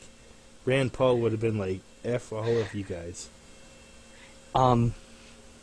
And I suppose I'm a crazy tinfoil hat conspiracy theorist to suggest the idea that the only man in the entire Senate who would have potentially stood up for the Constitution and stood up for the liberty of Americans happened to be the first senator to get the coronavirus and was, get a forced quarantine. Did you hear Ted Cruz's I suppose story? To bring that up, I'm nuts, right? I'm just nuts to bring that up, right? To even suggest that maybe there's something fishy going on there. Did you hear Ted Cruz's story about Rand Paul contracting it and how they found out? No. So apparently they all had lunch with Rand, and he was using the Senate swimming pool and the gym, and apparently Mitch McConnell broke it to him on live TV that he had tested positive, and all these guys were hanging out with him that day. Oh yeah, no, they arranged a lunch between Ted Cruz, Mike Lee, and Rand Paul. The only guys who give a damn about the U.S. Constitution, they arranged a lunch for them right after they exposed them to coronavirus. Yep. I know. Shut up, Josh. Put your tinfoil hat back on, right? Well, yeah, let's keep going with this. So what do you know about that? Like, I heard Ted Cruz talk about it, and that was, Mike Lee, him, Rand Paul, having lunch. And then all of a sudden they go out on the floor and Mitch McConnell's like, yeah, Rand Paul has coronavirus. And Rand Paul's all like, I feel fine. Yeah. Well, it's convenient that they test everyone, right? Mm-hmm. And like you said, Rand Paul feels fine. never shown any symptoms. They just say He that just got done has it. swimming in the Senate pool by Ted Cruz's own words and working out in the gym. Yeah. If you're so sick, you're not gonna do that. And this is a guy that had part of his lung removed because his neighbor tackled him and broke his Right. ribs, and it punctured his lung. They had to remove. So he's gonna be one of the people that you would expect to die, and he doesn't even feel any symptoms. Yeah, and it's also, supposed to be a coincidence that that Ron Paul, his father, released an article citing numerous sources about how much of the coronavirus hysteria was nonsense. Just 5 days before that. Is that coincidence? Yeah, I guess it is coincidence to a lot of people. I personally don't believe in coincidence. Since we're going on this path, this was the other thing I wanted to bring up. You're an admin for the Truth Portal on Facebook, Yes, which dives into conspiracy theories, which is Indeed. a thing I'm fascinated with, because there are conspiracy theories out there that I believe in. Some I think are just complete garbage, and I can laugh at them, do my thing. And the glory of the Facebook page is it doesn't pull any punches. It doesn't matter what conspiracy theory. If you find it wacky, you can post it, even if you don't believe in it. And there are people there that do believe in these. No, wacky and Glenn, the Truth Portal, which is, like you mentioned, the one I had. It's a good social experiment. It is, and it's. Thank you for bringing it up. And I want people, please come join. It's anyone can join. It's open to the public. The page is not open to the public, but it's open to join by anyone from the public. So the Truth Portal on Facebook, capital T, capital P, but one word. So come in and join if people are interested. Please do. Even if you're not interested, join anyway. It's fun. But it's all part of a different Truth family. The Truth Post, the Truth Warriors, the Truth Zone, the Truth Videos, the Truth Memes. There's a bunch of them, and I'm kind of the renegade amongst the moderators in that, because most of them they're all good people, they're all great people, but most of them have some sort of agenda for their page, and I'm like you, Glenn. I'm a big I hate the term conspiracy theories or conspiracy theorists, but it is the term, so we'll use it, we'll go with it. But there are a lot of these conspiracy theories that I think hold a lot of weight, that I believe in. There are a lot that I think are hilarious and goofy, Like the but birds we do not one. discriminate. Yeah, Yes, the we do not birds. discriminate by any means. We don't discriminate. You're welcome to go on there and post about anything, and by all means try to convince people other ways, or even if you don't believe in it, just post it to just spark some conversation. Let's talk about it. Let's get other things moving. Yeah, there are people in this world that believe that birds are not real.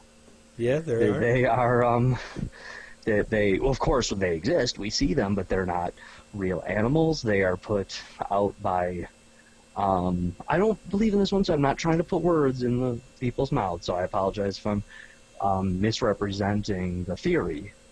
But yeah, that the birds are placed by the government or by the elites To watch and us. they are fake. Yeah, they're spying on us. They're watching us or whatever. And some people like to say ridiculous things, such as the reason we're all being kept inside for the coronavirus is so they can change the birds' batteries. Naturally, we as logical people know that that isn't true, because the birds' batteries are obviously rechargeable, which is why they're always up on the telephone wires. I mean, come on, let's think, people. We know what's up. We know what's really up with the batteries, and the birds are rechargeable. They don't need to be replaced by the government. So get real, conspiracy theorists. It's fascinating to me, because there's people out there that believe John Benet Ramsey is Lady Gaga. There are, yes. There definitely are. I'm not sold on the fact that that Lady Gaga or other elites aren't, drinking baby blood in Jeffrey Epstein's basement somewhere. But I'm fairly certain Lady Gaga is not Jean-Baptiste Epstein. And now, this is the other conspiracy theory to go with, Harvey Weinstein, coronavirus. Yeah. How did he get that? Well, and this is big right now. This is big. Some people like to say, "Oh, come on, this is nonsense. He doesn't really have it. This is obviously just their way of killing off people they don't want to deal with, or killing off elites, or ignoring elites." But then there is a deeper conspiracy out there that many people are saying, and this relates to Harvey Weinstein, to Prince Charles, to Tom Hanks and his wife, to Prime Minister Trudeau's wife. And there are people saying that some of the warriors for good have poisoned the andromachrome, which the andromachrome being the substance that is devoured or drank by the elites or the Illuminati or the NWO, if you will. Is it different from adrenochrome? Like from... adrenochrome. Am I saying it wrong? Yeah. Is adrenochrome? Is that how you... Adrenochrome. I know that because of Fear and Loathing in Las Vegas. Okay, adrenochrome. Okay, I'm saying it wrong. My apology. You chew on the gland. Okay, yeah, and that's basically in essence that they're, it's because they're drinking baby blood. And I've tripped my balls blood off before in the past, but never on adrenochrome. I couldn't imagine that. Right, and supposedly this is something they drink that extends life, and that you get the truly great adrenochrome by having, instilling terrible fear in abused people, namely abused children. That would be science would tell us that would be the strongest and most potent form. So this is part of the brain, right? Where it's supposed to be like right before you die, it releases this stuff into your brain. Right. I mean, and it's fear. It's it's related to. And listen, I wasn't prepped for biology before the show, but it's the root words of adrenochrome and adrenaline come from that. It's pumping through you. You're scared. It's coming from that. So yes, this is what your body would produce right before you die. Do you think that this could be a catalyst to stem cell research? I don't know. I think if that conspiracy theory is wrong, then it could be a catalyst for it. If that conspiracy theory is right, then we're going to have a crazy couple of months coming up where, this is where the QAnon thing comes in. Because it's both on the same basis. I mean, it's part of the brain. Right. The adrenochrome can give you unworldly abilities, whereas the stem cell research can do the same thing. Yes. Yeah. I'm just putting two and two together. Like, the adrenochrome conspiracy theory has been around for ages. Stem cell research has been around for 20 years? Probably, yeah. But the idea being that these people got coronavirus because the adrenochrome was spiked by what?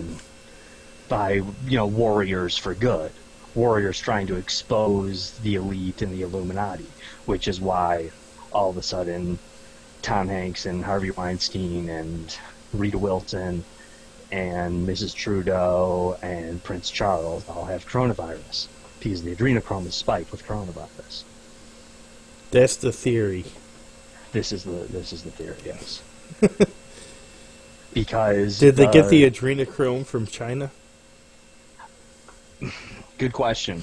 This is the. Are you familiar with the QAnon thing? The QAnon thing is like the pro-Trump conspiracy theory in essence. This is Q has been talking to us for about 3 years now, via Twitter and other formats, and people believe that Q is somebody is the deep dark in the Trump administration, who is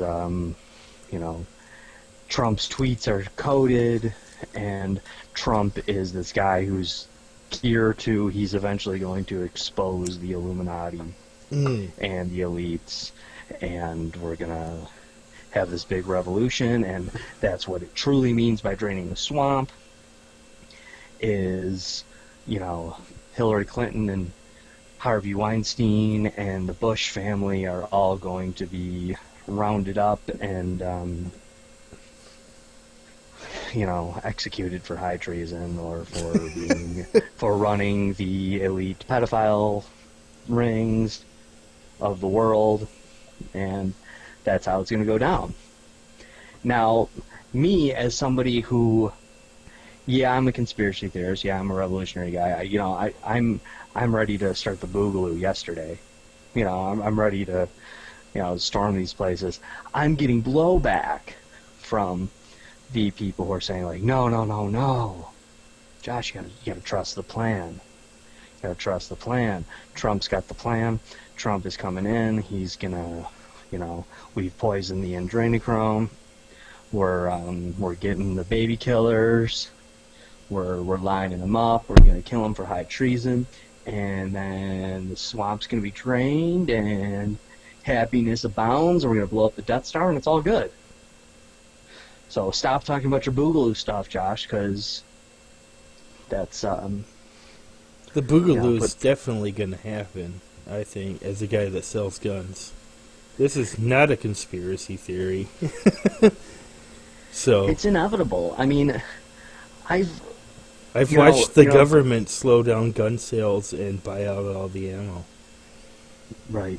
No, I believe it. I watched it in real time. Yeah, I know. I'm with you, man. And it's scary to me, and I've come to the point where, I mean, I've failed a lot in my life. I'm not. I'm so far from perfect, and I'm not. I didn't accomplish being exactly what I wanted to be, but my goal at this point, like, I have visions of one of my daughters, 60 years from now, bouncing, her grandkid on her knee and saying, and then that's when your great-grandfather said, you can quarantine this dick, and he started the first boogaloo. That's my dream. That's my dream, Glenn, is to have that happen someday. Just like, your great-grandfather was the first man to die in the boogaloo. Well, I think it's coming. I think people are getting really scared now. I notice it in handgun sales and the lack of being able to buy handgun ammo. Glenn, I think you're right. And listen, man, I'm not trying to use your show as a call to arms here. I'm not trying to get you put in the some more NSA watch list. I'm sure the FBI is already watching you. But, yeah, they already are. I've been banned on Facebook how many times now? Right. It's public knowledge. Right. So please, I don't want people to take this as a call to arms. It certainly isn't a call to violence. Okay, I feel like I have to say that because they'll Alex Jones me if somebody who they already Alex Jones to this show. They already Alex if somebody Jones, who might have listened to your show once, gets pulled over with a revolver they forgot to register tomorrow, I don't want to be blamed for that and bring that down on you. So this is definitely not a call to arms or a call to violence, but yeah, I think people need to be ready, Glenn. I do. I think it's time for people to kind of get together and. No, the government knows that people need to be ready, so that's why they're restricting things. Right. The one thing that I don't trust in life is the government. Me either. And Glenn, what are restrictions like in Wisconsin? I know they're not quite as bad maybe as they are here in Michigan, but what exactly are they like there? We have some of the loosest restrictions, and right now, if I call in a handgun, what they're going to do is just put you on a further review and just ignore you. And if I do a federal check for a rifle, they're just going to put you on a delay. Okay. So that's just, gun stuff, which that's probably going around, everywhere in the country. But in your state, have they shut down the bars and restaurants? Yep. Okay.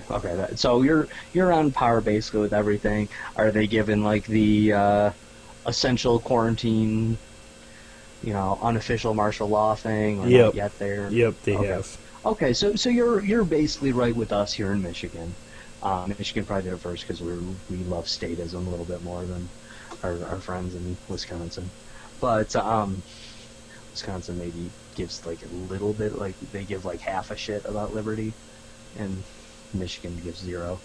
But what I'm seeing here, who's governor of Wisconsin?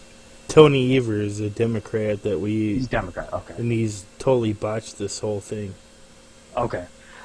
That's because I know that our mutual neighbor, Ohio, is doing the exact same thing as us, but they have a Republican governor, actually. And we, like you, have a Democratic governor, Gretchen Whitmer, who has been in the news lately. Her and Donald Trump are having Twitter wars with each other because she's melting down. Because the world is stupid. And basically what's going on really is Joe Biden announced that he is definitely picking a female running mate, and ever since then Gretchen Whitmer's been running for vice president. Now, that's the gist of what's really happening. They can say it's other things, but that's really what's going on. But what is driving me nuts is Michiganders who hate what's going on. Some of them hate what's going on because they don't feel like they shut it down fast enough. Yeah. And some people, like myself, hate what's going down because they feel that our liberties are being infringed upon. Yep. But what I can't stand, either one of those are, I guess, appropriate, thoughts to have. What I can't stand is this idea that all the people who were Republicans before this happened are hating it for one of those two reasons and saying, oh my God, Gretchen Whitmer sucks. I can't believe our Democratic governor and all the Democrats in Michigan are making this happen. What a travesty. And all the people who were Democrats before this are saying, oh my God, President Trump sucks. I can't believe him and the Republicans are doing this to us. What a travesty. And when are people ever going to realize that this isn't Republicans versus Democrats? It's us versus them. It's us versus the government. The government is doing this to us. Republicans and Democrats are working together across the United States to infringe on our liberties, to destroy our rights, to, through unanimous consent, sign a $6 trillion stimulus package that isn't going to help any of us. No, it's going to hinder that's most what they're people. doing. I'm sorry, what was that? It's going to hinder most people because everyone compromise. Right. I mean, and for me, a guy who, I file my taxes differently than most people. It's not like at a set and thing every single year at the same time. And I'm a contractor, and I have, this payment and that payment, and I'm divorced, so I have child support and all these things. I'm not going to see a penny of it. So, no. I don't care, for just me personally, I don't care. But, and by the way, I could really use the money, I mean, I'm not a rich guy by any means. I could use the money. My rent's due, This is a big deal to me, this shutdown. It's killing my business. But, it wasn't the Republicans who screwed that up, or the Democrats who screwed that up. The government has screwed this up. And the people in this country are going to turn around and vote for the same political party they always vote for. They're going to vote for the same incumbents they always vote for. I mean, what a joke, man. What a disaster. I talk about a time to wake up. Personally, if you're in government right now, I'm not voting for you. Ever again. So That's just me. part of the stimulus package was to give everybody that's in Congress a $40,000 raise. Good for them. Again, that was part of the stimulus package. Mm-hmm. Why And are Glenn, they thank God, deciding speaking of that? conspiracy theories, thank God they gave more money to NASA. Why is it? I mean, because NASA, the $9 million a day we're giving to NASA, just wasn't quite enough to not go to the moon, you know, Well, and to not Space accomplish Force. anything. Space Space Force for the win. You gotta have Space Force. But that's not NASA. That's the best part, is that NASA and Space Force aren't even connected. So what's that money that NASA gets, that's not Space Force. Space Force is a separately funded thing. So what's your feeling on NASA? It's an organization that has lied so many times that nothing they say can possibly be trusted. I'm not saying what have they? every single thing What they've have they ever lied said about? What have they lied about? Like, I just want to hear what you think. What you believe that they lied about. Pictures of Earth. Picture, like, in what way? Do you realize that there's no actual pictures of Earth? That every picture of Earth is a combination of dozens to hundreds of supposed pictures of Earth that are then photoshopped together to create a picture of Earth. No, I don't realize this. So you're gonna have to explain yourself a little bit more. Okay, the famous pictures. Get me of into Earth you've this seen. one. This is a conspiracy theory. This part, I'm saying, this can lead to several conspiracy theories that I'd be happy to talk about. But this next part, I'm going to say, I promise you, this is not a conspiracy. This is fact. Are you sure? That positive, yes, absolutely. Okay. No, the famous picture of Earth you see from space, that's not a photograph. The pictures of Earth from space you see, none of those are photographs that were taken and then produced. Okay. They are all a mix. And how do you of know dozens. this? Oh, NASA will tell you this. Will they? Yeah, absolutely. Yeah, no, this is when pressed, they will acknowledge that no, that isn't an actual photograph. It's we photoshopped it, we colored it up, we doctored it to make it look better, so it would look cooler, and so you could see things. And where did they say this? Oh, I don't know. I Google. I mean, you can look that up. I mean, I don't have links to cite for you, if that's what you're saying. I mean, if you're gonna. Well, I just would like, what's the basis of source? Is there a website or anything that I should go to a YouTube channel that explains this more in depth?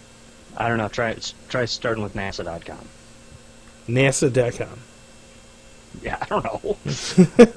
Well, I'm just asking, like, if I want to learn more about this, where should I go?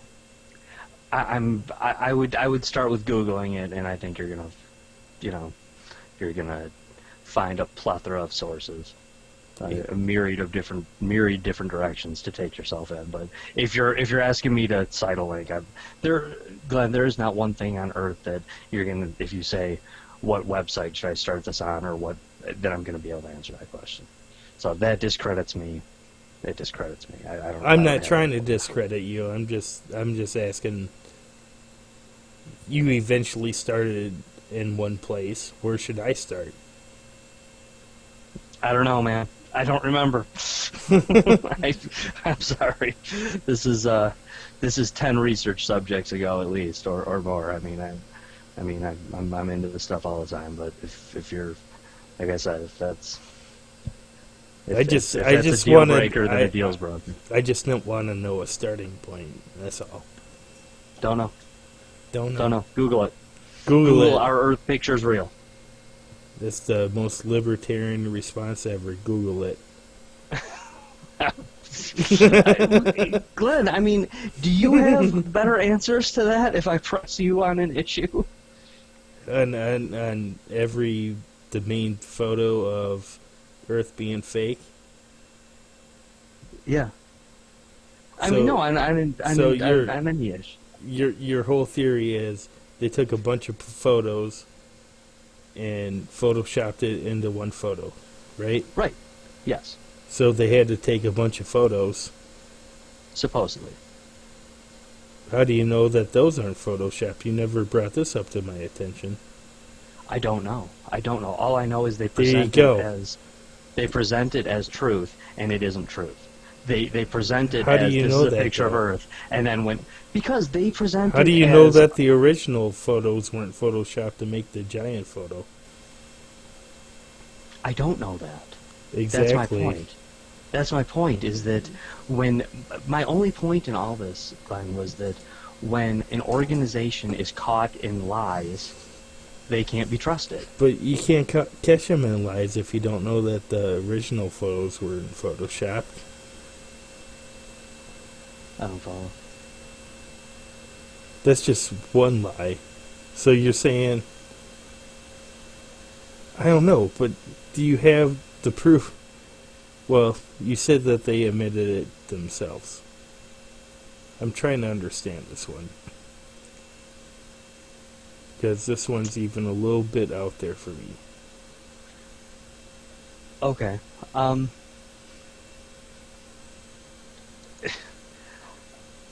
There are pictures of there's a famous picture of the Earth. Because this is shows my... that, hang on, let me Okay, finish. I'm trying to help you here. I'm trying to help you here.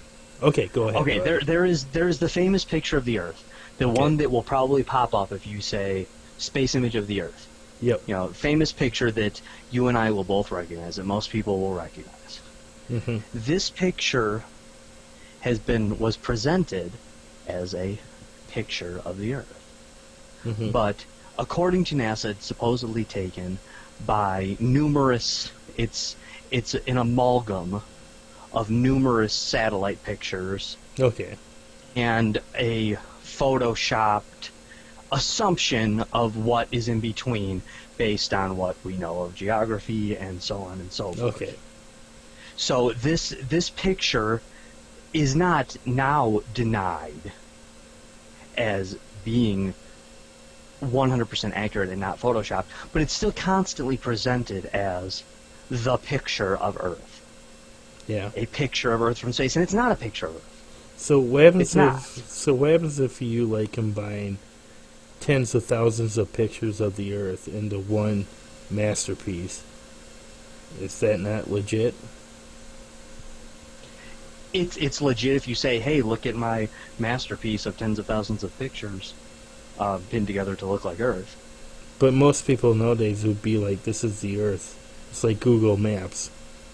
I mean, that's like, Glenn, if I took a picture of you, Mhm. of your face, and then, drew a body under it, and said, here's a But picture you're of not Glenn. drawing a body under it because you're also taking a picture of my body. You're taking tens of thousands of pictures of the same thing. And then you just touch it up and be all like, okay, so this is the best of the tens of thousands of pictures that we took. This is what the world looks like. Yeah, that's fake. How? Because it's not a picture. It's an assumption. It's an assumption of how it should look like. And if it's presented that way, it's fine. But if it's not presented that way, it's a lie. I'd say it's like a hypothesis. Okay. A hypothesis isn't truth. It isn't. But I would say that if they took tens of thousands of pictures of the Earth and then just picked out the best ones, put it there, That's a pretty good, accurate representation. Okay. But it's still not a picture. It's tens of thousands of pictures. I mean, it's still not a picture. A picture is a picture. It's the best representation of what they could get. Best that they have. But they're perpetrating like that the best that they have is a legitimate picture, and it's not.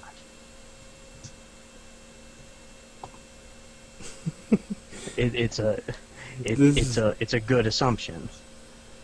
I think we're going to have to come to an impasse on that one.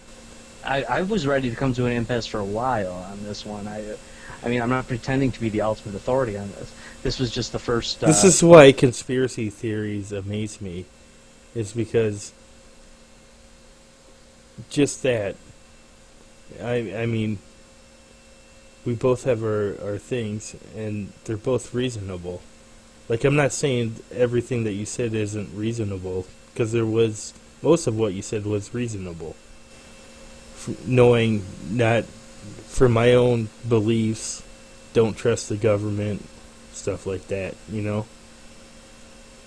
Well, Glenn, here's my thing, okay? I'm one of these people that when an official story is presented, and the official story proves to be nonsense, I don't pretend to have all the answers, but I am confident in saying I don't believe any part of the story now because we know that 10% of it's wrong. We know that 10% of it is a flat-out lie. So if they lied about part of it, why would you believe any bit of it? That's how I feel about 9/11, quite frankly. I don't pretend to know what happened on 9/11. I do not know. Steel beams. I don't even know. I don't even like to say 9/11 was an inside job because that implies that George W. Bush was on the phone with some hijackers, and then the two towers went down. And I think it was an inside job. I don't necessarily think that. I don't necessarily. I think they knew it was going to happen, but didn't do anything to stop it. That's my theory. That's fine. I mean, if I was you right now, I would grill you with 100 questions of why you think that, but I won't do that. No, go all right I say ahead. Is that, I'm willing to learn. No, it's okay. I'm willing to learn. I know that the official story is nonsense. I think it is too. I know that. I think aspects of it can't be true. It's silly when you analyze the official story. Every aspect of the official story, it's laughable that would happen. And quite frankly, and it sounds like this might be one you disagree with me on, but if you think, and I don't mean you specifically, Glenn, but anyone listening, if you think that a room full of sweaty white dudes wearing short-sleeve dress shirts in a room full of desk-sized computers that don't equal the computing power of the smartphone you're talking on, if you think that those people sent somebody to the moon in the 1960s, but now, all of a sudden, in 2020, we no longer know how to get to the moon, I think you're especially kind of silly. I don't know what to tell you. I mean, it broke my heart as an American, as a patriot, to start questioning whether or not we went to the moon, or whether or not whether or not the moon landing is true or fake. But, I mean, logic does step in every once in a while. And for those people that think that, I mean, shit, Glenn, me and you should be able to go to the moon in my Chevy, like tomorrow, if that was the case. If we could do all that back in the 60s. So what does this make Elon Musk? Okay, and again, this is all I'm saying. Okay, is there a conspiracy theory with him too? Because he's sent stuff into space before. You would think if there's I didn't say it was impossible to go into space. Like if there's some... I realize some people say that, but I'm not saying that. Here's what I'm saying. NASA's... I have no idea if we went to the moon. in the 1960s. I have no idea if it's possible to go to space. There's still some people that say, no, it's impossible to get through the Van Allen belt. Yeah. Possible to go into space, possible to set up a satellite, perhaps. So, they're not all flat earthers. There are some people that, say, no, it's possible, but it's impossible to get through the Van Allen. I don't know. I don't know if it's possible to get through the Van Allen belt. I don't know if we went to space in the 60s. There are some people that believe that we're actually on the moon and potentially even on Mars 5 or 6 years before we went to the moon landing, which is where we get Area 51 and stuff in the 1940s. There is that conspiracy theory as well. All I know is that those videos from the 60s and 70s of people dancing around on the moon are straight up bullshit. They're garbage. They're fake. Does that mean necessarily that we didn't go to the moon? No, it doesn't. I don't know. Because there's a possibility too that we went to the moon, but you couldn't record footage on the moon. Sure, absolutely. I mean, you have to realize that, even into the 80s and 90s, you couldn't take film, camera film. This is before digital stuff. All you kids listening, believe it or not, we used to actually have to, take pictures and then develop them, and it wasn't instant gratification and digital stuff on a cell phone. Even in the 80s and 90s, you'd fly on a plane and it would destroy the film. And then NASA tried to say, well, we had special film. And then Kodak and other companies came out and said, no, there's no special film. The film we sell you is the best stuff we got. I mean, there isn't magic film that goes, they can fly, but they said, no, it can't survive on a flight from, New York to California, but, oh yeah, no, it can go to the moon, for sure. Yeah, totally. Of course it can. Totes. Why wouldn't that work on the moon? I mean, Glenn, sometimes, I like to think that sometimes the most basic questions are, to me... The most important. Yeah, the most important. And it doesn't mean there isn't an answer to them, but NASA is one of those organizations that refuses to give an answer. Maybe there is a legitimate answer to these questions. All I know is people have been asking them for 50 years, and they're not. And I've never heard, why is the goddamn flag waving, man? Why is the flag waving on the moon? There's no wind. Why is it waving? Why is the flag waving? And there's a handful of people that say, well, it's not really waving, it's just made to look like a wavy object. And there's some people that say, no, they made it out of a different thing so it would look like it waved because we thought that a wavy flag would be more realistic than a non-wavy flag. No, more realistic would be the one that was more realistic for the moon. And then there's the people that speed up the footage of the moon stuff, of the moonwalks, put them in 2 times speed, which you couldn't do back then. Back in the 60s and 70s, they had no idea that in 2020 we were all going to have access to this Unless stuff your on our name was telephones. Stanley Kubrick. Right. They didn't know that. Had they known that, they wouldn't have done this. Look at the 2001: A Space Odyssey, the camera tricks they did. Yep. Oh, and there goes the whole the thing with The Shining, which is many people believe is Stanley Kubrick whistleblowing the fact that he faked the moon landing. The signs are there. All were, at the time, Apollo 11 was called A11. That's what a lot of people referred to it as. That was like the running name. A11, that's what people talked about. Yeah. When they referred to Apollo 11, and what does the thing say? All work and no play makes Jack a dull boy. All work and no play makes Jack a dull boy. All work and no play makes Jack a dull boy. And when you look at it, does it say all? It actually says A11. A11. A11 work makes Jack a dull boy. A11 work makes Jack a dull boy. Because that's not what he wanted to do. He wanted to make Clockwork Orange and 2001: A Space Odyssey. And that's what that allowed him to do. Which, in my opinion, The Shining is a really boring movie. Oh, I like The Shining. It's kind of cool. A little creepy. It's got a couple good scenes. But what we interrupted ourselves, and there's the people that speed up the moonwalk footage, several of them, and it's not just the initial Neil Armstrong one. There's dozens of these, tapes out there, and you speed it up, just looks like dudes walking. Just looks like dudes walking. When you speed this up to 2 times. And they can't beat the camera technology back then? I don't know, maybe. I don't know, maybe. I know. But you should definitely question it. You should question everything, man. That's all I'm about, man. That's all I'm about. So, I mean, I don't have it all in front of me, Len. I'm not here to... I don't agree with you, but I do see a reason to question everything. Should I be doing this? Should they be doing this?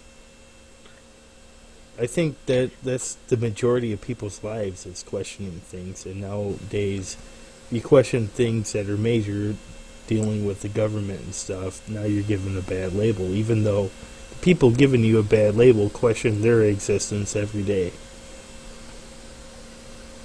Right.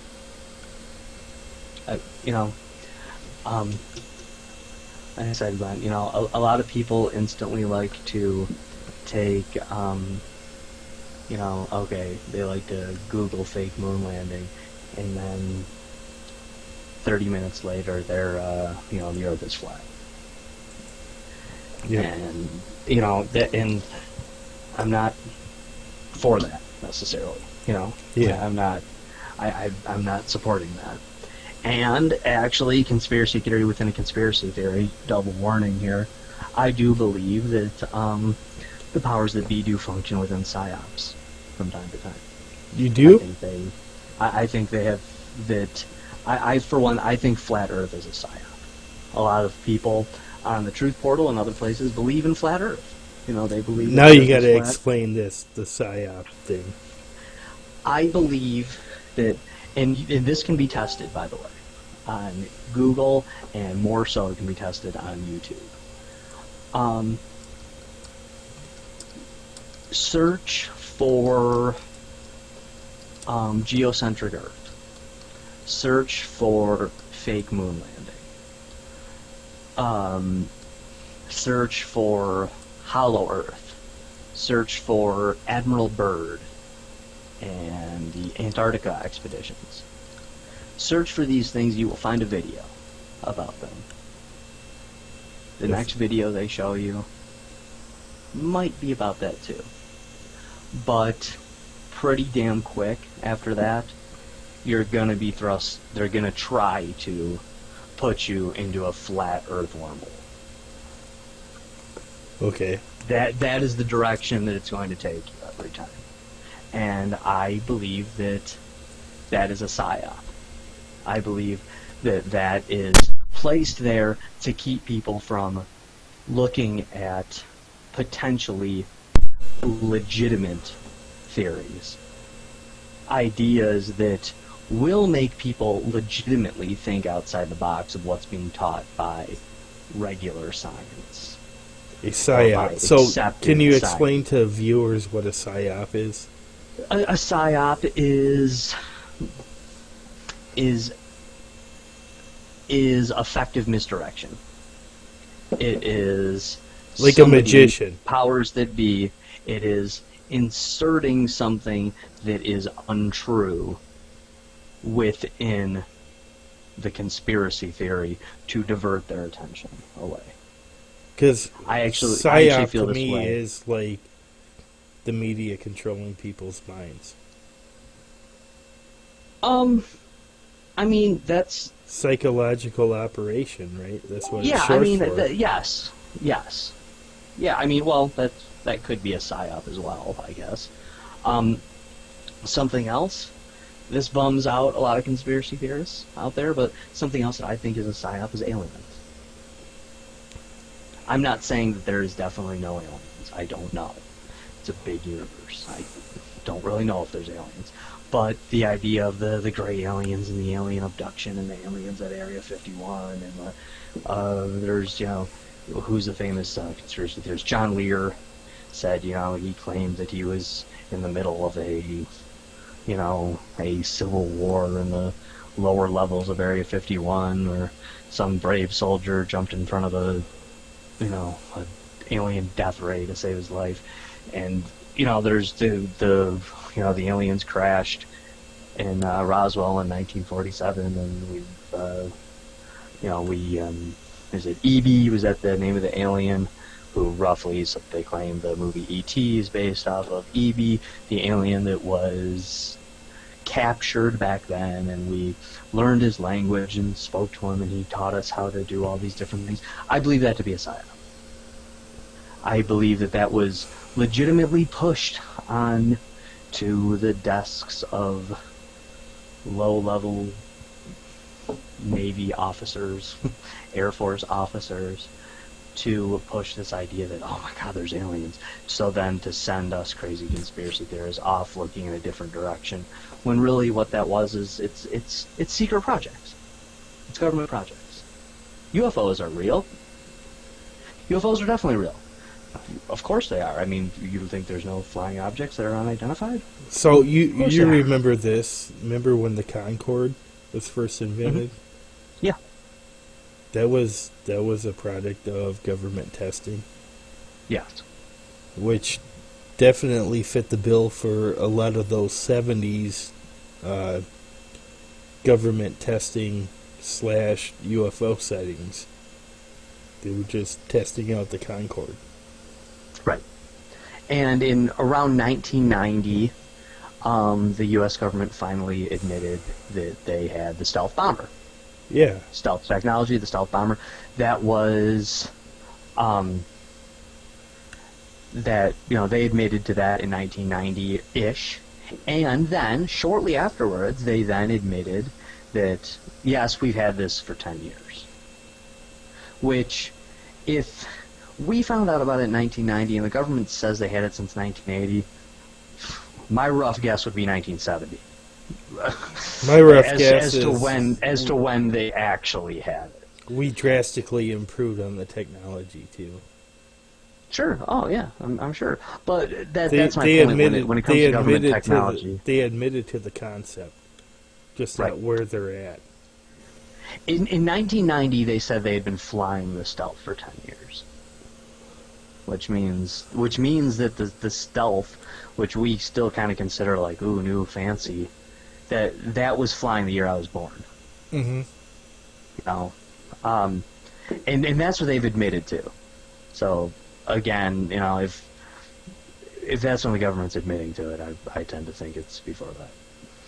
You tend to. Because I don't believe what they say because I know they lie. They certainly do.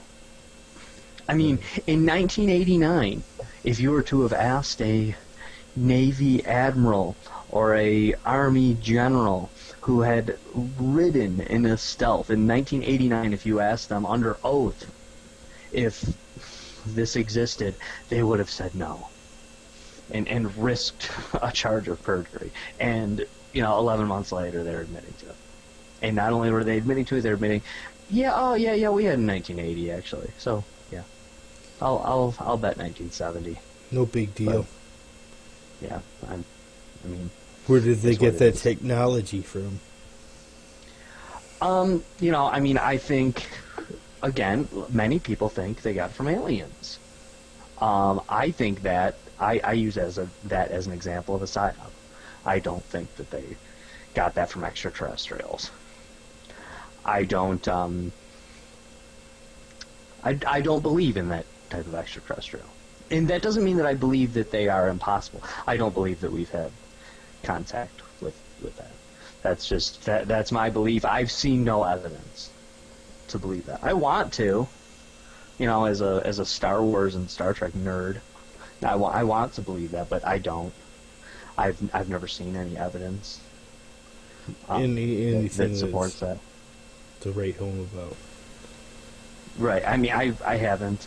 And even evidence that I found profound, that I've seen that's profound, that of people being abducted, or I don't think it's an alien. So I gotta ask I think this. it's something from.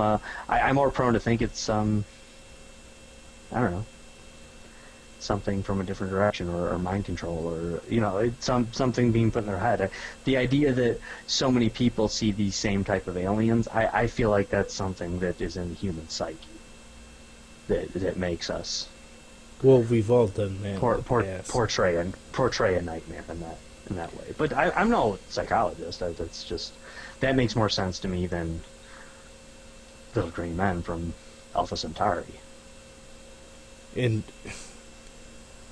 this is the thing, though, is like, if you're not willing to believe in the government's space theories, what's making you not willing to believe that other life has landed here? Is it strictly all because of the government? No. No, I just haven't seen any evidence that it exists. I don't say that it doesn't. I used to always say, and I stand behind this remark, because my thing is there's tens of thousands of pictures of the other evidence, and there's only a couple thousand of this one. So why is this one? Wait, what do you mean? I'm not following. What the tens of, like, with the Earth and the Photoshop thing, there's tens of thousands of pictures of this one, and maybe like 1,000 pictures of this one, which is the aliens. What makes you believe that one over the other one? I'm sorry, Glenn. I'm not trying to sound dumb. Maybe I do sound dumb. I'm not following the line of questioning. So how do I want to phrase this? You're saying why do I Question not this. believe in aliens, but why do I question the pictures of the Earth but not The aliens. But okay, for one thing, I don't question that the Earth looks something like that. I question NASA's Agenda? NASA's agenda and NASA's credibility. Okay. Is all I've ever questioned. That's all I was ever trying to question. Okay. Before with this was NASA's credibility, because they put things out there pretending like it's the case. The other, a very recent example is, remember the Mars rover that sent back the message. It's getting dark or something. What was the? Do you remember this meme? No, I don't. Some boat getting dark, though. I do remember that. Yeah, the Mars rover sent back because the battery life a message. Out. It's yes. It's my battery's getting low and it's getting dark. I believe was what the thing said. And then a couple weeks ago, it became a meme. And people were shedding tears, like, "Oh my God, it has a soul." It doesn't. And then a few weeks later, when they were questioned about it. Not even derogatorily questioned. They were just saying they were following up. So he said, "Oh, that wasn't real. We made that up. It's just no, so and so she said that. It didn't really say that." We were like, wait, you said that it said that. That was a news story. Yeah, that was a legitimate news story that you said." That the Mars rover said that, like, "Oh no, we weren't serious about that. That was just a thing we were saying." It sent a transmission, and then we kind of, tongue-in-cheek interpreted said transmission to say that. That's kind of like the mainstream media with Trump. Sure. Yeah, absolutely. No, it's, when you stretch the truth enough, or when you exaggerate enough, it ceases being an exaggeration, becomes a lie. And it's like the whole grab him by the pussy thing. If you're a dude that thinks that's bad, what kind of world are you living in? Because I've said way more offensive shit about women than that. Especially when I'm talking to friends. Right. I mean... Because not only would I have added the ruin pussy, I would have been all like, I'm going to put it in their stink hole, too. Listen, at the time, I thought that was going to ruin Donald Trump when that came out. It didn't. I'm not somebody that's easily offended. I don't care. No, I don't have an offensive bone in my body. You can try to offend me. I'm not going to be offended.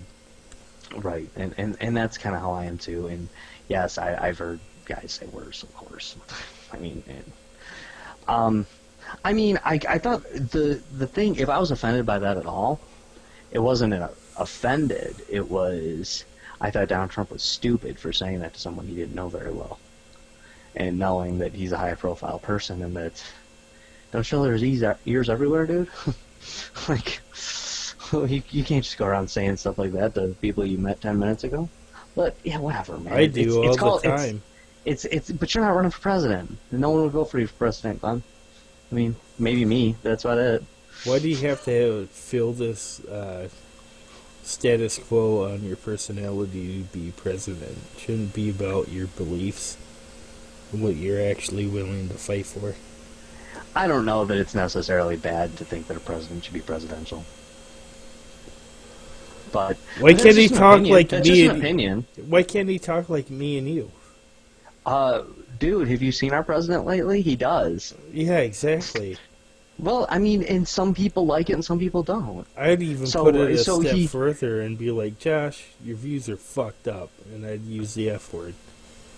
Hey, if that's how we talk. And some people may like it. So, I don't like it. I'll admit it. Call me old-fashioned. I think Donald Trump's tweets suck. Me too. I hate his tweets. Me too. I hate his tweets. This is what I told about John, and John likes them all. But I don't like his tweets. No, and I honestly, the grab him by the pussy comment doesn't bother me. It wouldn't bother me one bit. His stuff he said before he was president wouldn't bother me one bit.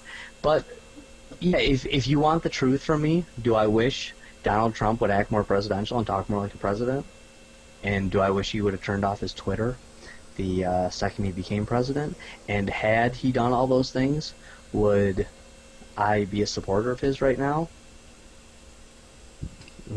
Yes, and maybe. You know? I don't know. The thing is, 3 months ago, the answer to me for all of those questions would have been yes, definitely yes. But right now, the reason I refuse to support Donald Trump isn't because of his tweets. It's not because he says mean things.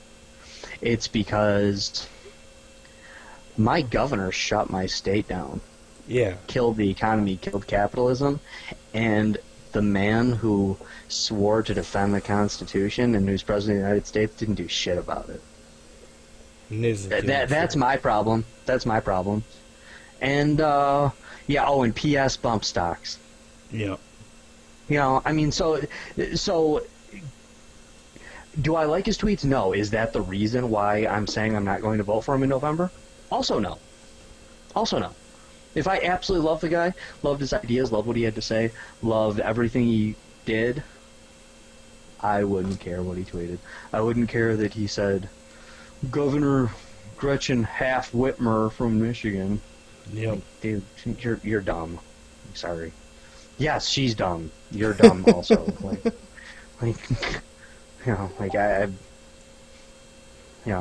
I've always thought stuff like that was dumb, but I've just never been into it. I've never, I have dozens of people on Facebook and on social media that I see that refer to Trump as Drumpf all the time. Yep. Yeah, it's like, what are you, 7? That's because the left can't meme. Yeah, no, it is. It's like, will you stop it? Like, you're stupid. You're stupid. Like, whatever decent point you were going to make was just ruined because you led with, 'cause Drumpf. Like, whatever. Yeah, thanks for your dumb opinion, Tard. Next. You know, Josh, I think one thing that we could do a show entirely on is just conspiracy theories, because I'm more intrigued by this. Hey, maybe, I'd be happy to come back on in the future, Glenn, and also maybe I could have you on Deep Issues. That's my... You introduced me early on as host of XCast and Deep Issues. That's all Deep Issues is about. Can I talk about the Finder's documents, since I have a lot of knowledge on that? Fill me in, man. That's the biggest conspiracy theory that was proven correct this century. That has ties to Epstein, the Democratic Party, Pizzagate, everything. So come to find out, that Pizzagate conspiracy theory had some truth to it. There was actual underground tunnels in D.C. where they smuggled child sex trafficking victims. Definitely. You can read all about this. The FBI released the entire documents. The CIA in the 40s made a sex cult. A satanic sex cult. Remember the Satanic Panic when we were growing up? Yeah, all of that was true. You're right. Yeah. The McMartin, was it McMartin or McMillan? McMartin? I want to say it's McMartin Elementary School. I wanted to say McMillan was right. Yeah. One of the two. This could be one of the what do they call that? Sinbad wasn't in that one movie. Oh, a Mandela effect? Yeah. This could be a Mandela effect. But anyways, what they tried pinning on, everything was true. And then these FBI documents, they have detailed maps of where they put the bones of the sacrificed animals, where they took the kids, everything. Glenn, a big part of that gets left out of the Epstein thing, too. It does. Everybody likes to talk about how Jeffrey Epstein sucked, and he didn't kill himself. Okay, we're all on board there. Jeffrey Epstein was a jerk. Check. Jeffrey Epstein was a rapist. Check. Jeffrey Epstein didn't kill himself. Check. Jeffrey Epstein was a sex trafficker. Check. Jeffrey Epstein sold kids to pedophiles around the world. Some of us don't want to talk about that. they ignored that. Okay. Jeffrey Epstein had all of these famous Hollywood elites at his parties all the time, and they all knew what he was doing. Well, do we really know that? Jeffrey Epstein had a temple on his island with sacrificial altars at it. You don't need sacrificial blood altars with satanic symbols on them just to rape 15-year-olds. Okay, you don't need that. That's not necessary. None of that's necessary. The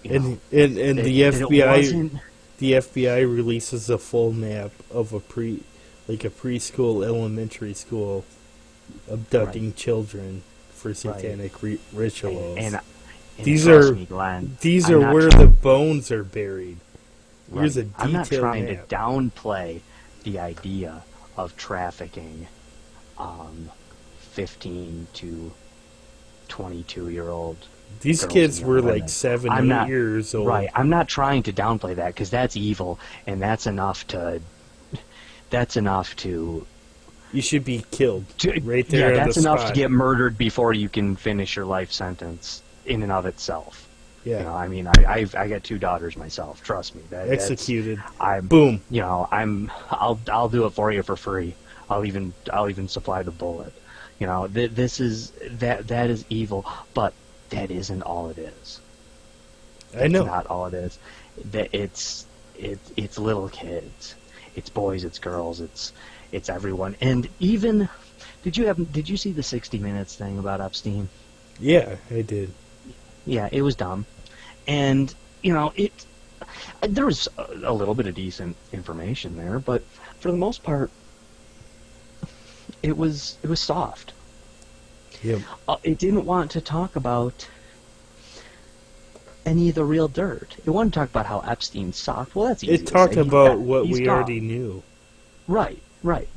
But it kept talking about, and then he sold me to this elite person in Hollywood or this elite member of the royal family. Well, who? Who? Name some names. Epstein's dead. We can't get him. We can't get Epstein. But you tell us who he was palling with. You tell us who he was pushing you off to. Okay. You know, now that's something we can work with. And the other idea is, the real nasty idea behind it, is these poor young women who are being interviewed on 60 Minutes. My heart goes out to them, of course. But these poor women who are saying, yeah, Epstein did this, and then I went with Jeffrey to London, and then we went to Australia, and then we went to Thailand, and then we went here, and then we went there. You know what? This life really, God, that must have been terrible for that woman. But that was one of the ones that Jeffrey Epstein liked, that he was nice to, that he wanted to keep around and to take with him on all these fancy trips along the world. What happened to all the young girls that she turned over to him that disappeared? Because that's the real nasty story, isn't it? That's The 13, 14-year-old girl who he sold to some rich dude in Thailand and was never heard from again? What happened to that poor soul? Yep. She's not talking on 60 Minutes. She's not getting interviewed. She's not getting a book deal. And again, that's not downplaying or criticizing these people that had. I'm not trying to quantify the, the emotional or physical or psychological pain that people have gone through. But what happened to all these people? I mean, there's women on 60 Minutes talking about, yeah, I was his contact. I, went into the trailer parks and got the young girls who were attractive. And where are they? Where the hell are they? You have to have known something.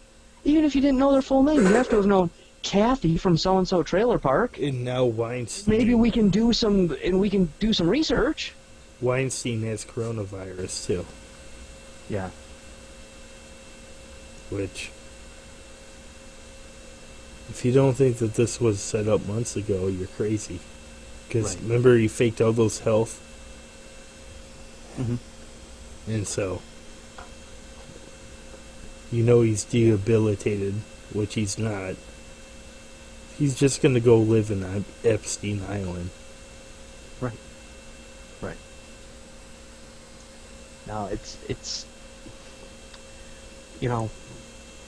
again, Glenn, so much of what I say with these conspiracies is just, I don't know the truth. But I know you're being lied to. And I know I'm being lied to.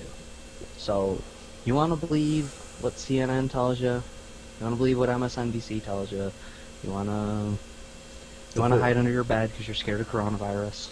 You want to be scared of your TV? Go ahead and be scared of your TV. You want to think that the real bad guy, the real person who is out to hurt you is some poor guy with an AK-47 and a towel on his head in Iran, and not the politician with the suit on in D.C. who's really taking your liberty, and really taking your wealth, and really conspiring to do evil in this nation. Fine. Go ahead. Believe the narrative, And I think, believe the narrative. I think we both agree on that, too. So with that being said, I'd just like to say, Josh, thank you for coming on, and if you ever want to come on again, I'd be more than happy to have you. Thank you, Glenn. You're welcome, man. It was a lot of fun, dude. I'm honored to come on. Even though it was a lot of fun. I dislike your ideology quite a bit, I can still have a civil conversation with you, and we can agree on things too. That's the most important thing. I don't think my ideology and your ideology are that far apart. But either way, that's we're welcome to disagree a little bit on that as well. But no, Glenn, hey, thanks for having me on. Hey, I don't. Maybe you say that to all the pretty young guys who you bring on your show. But if you're serious about me coming back on, I'd love to come back on. Oh yeah, anytime. I'd love to have you all of everybody that I've done a show with so far to come back on. No, Because I mean, I if it's think to that talk about... we have to give a day or two to process everything and what we talked about. For sure. You can listen to it, and then I think the second part would be even better, because this is where I disagree with you, and we both know that we can have a civil conversation. Definitely. No, let's do it again. I'd love to do it again at your place. You can come by do it on my place at my digital place as well sometime on the Xcast. And I'd love to talk about politics, conspiracies, coronavirus, boogaloo, whatever you want. So one quick sign out. Where can we find you at, Josh? Where's your? You can find me on theempiremedia.com, direct on that site, for the Xcast and for Deep Issues. I also co-host Politics of the Empire and Loud State, which is a music show. Those can both be found on theempiremedia.com as well. We stream live on Facebook Live and Periscope and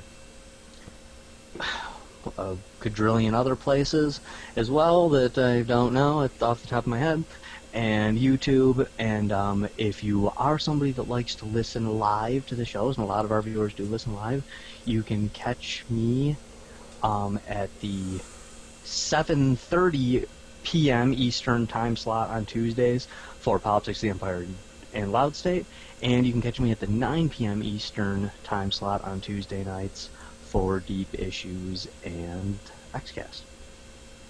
Sounds good, Josh. I hope more people listen to you, because you're like John Stossel to me. He's a libertarian, but I can agree with him. Big John Stossel fan myself. Me too. You're like Ted Cruz to me. Am I? You're you're a conservative who I can agree with. But I still believe in the Constitution. I think that's the most important thing at the end of the day. It is. For an American politician, it's a must for me. Well, you got to. I think it's being far too abandoned. But anyways, Josh, thank you for coming on. It's been a You're pleasure, welcome, sir. Thank you. The pleasure is all mine, Glenn. Thank you very much. Thank you.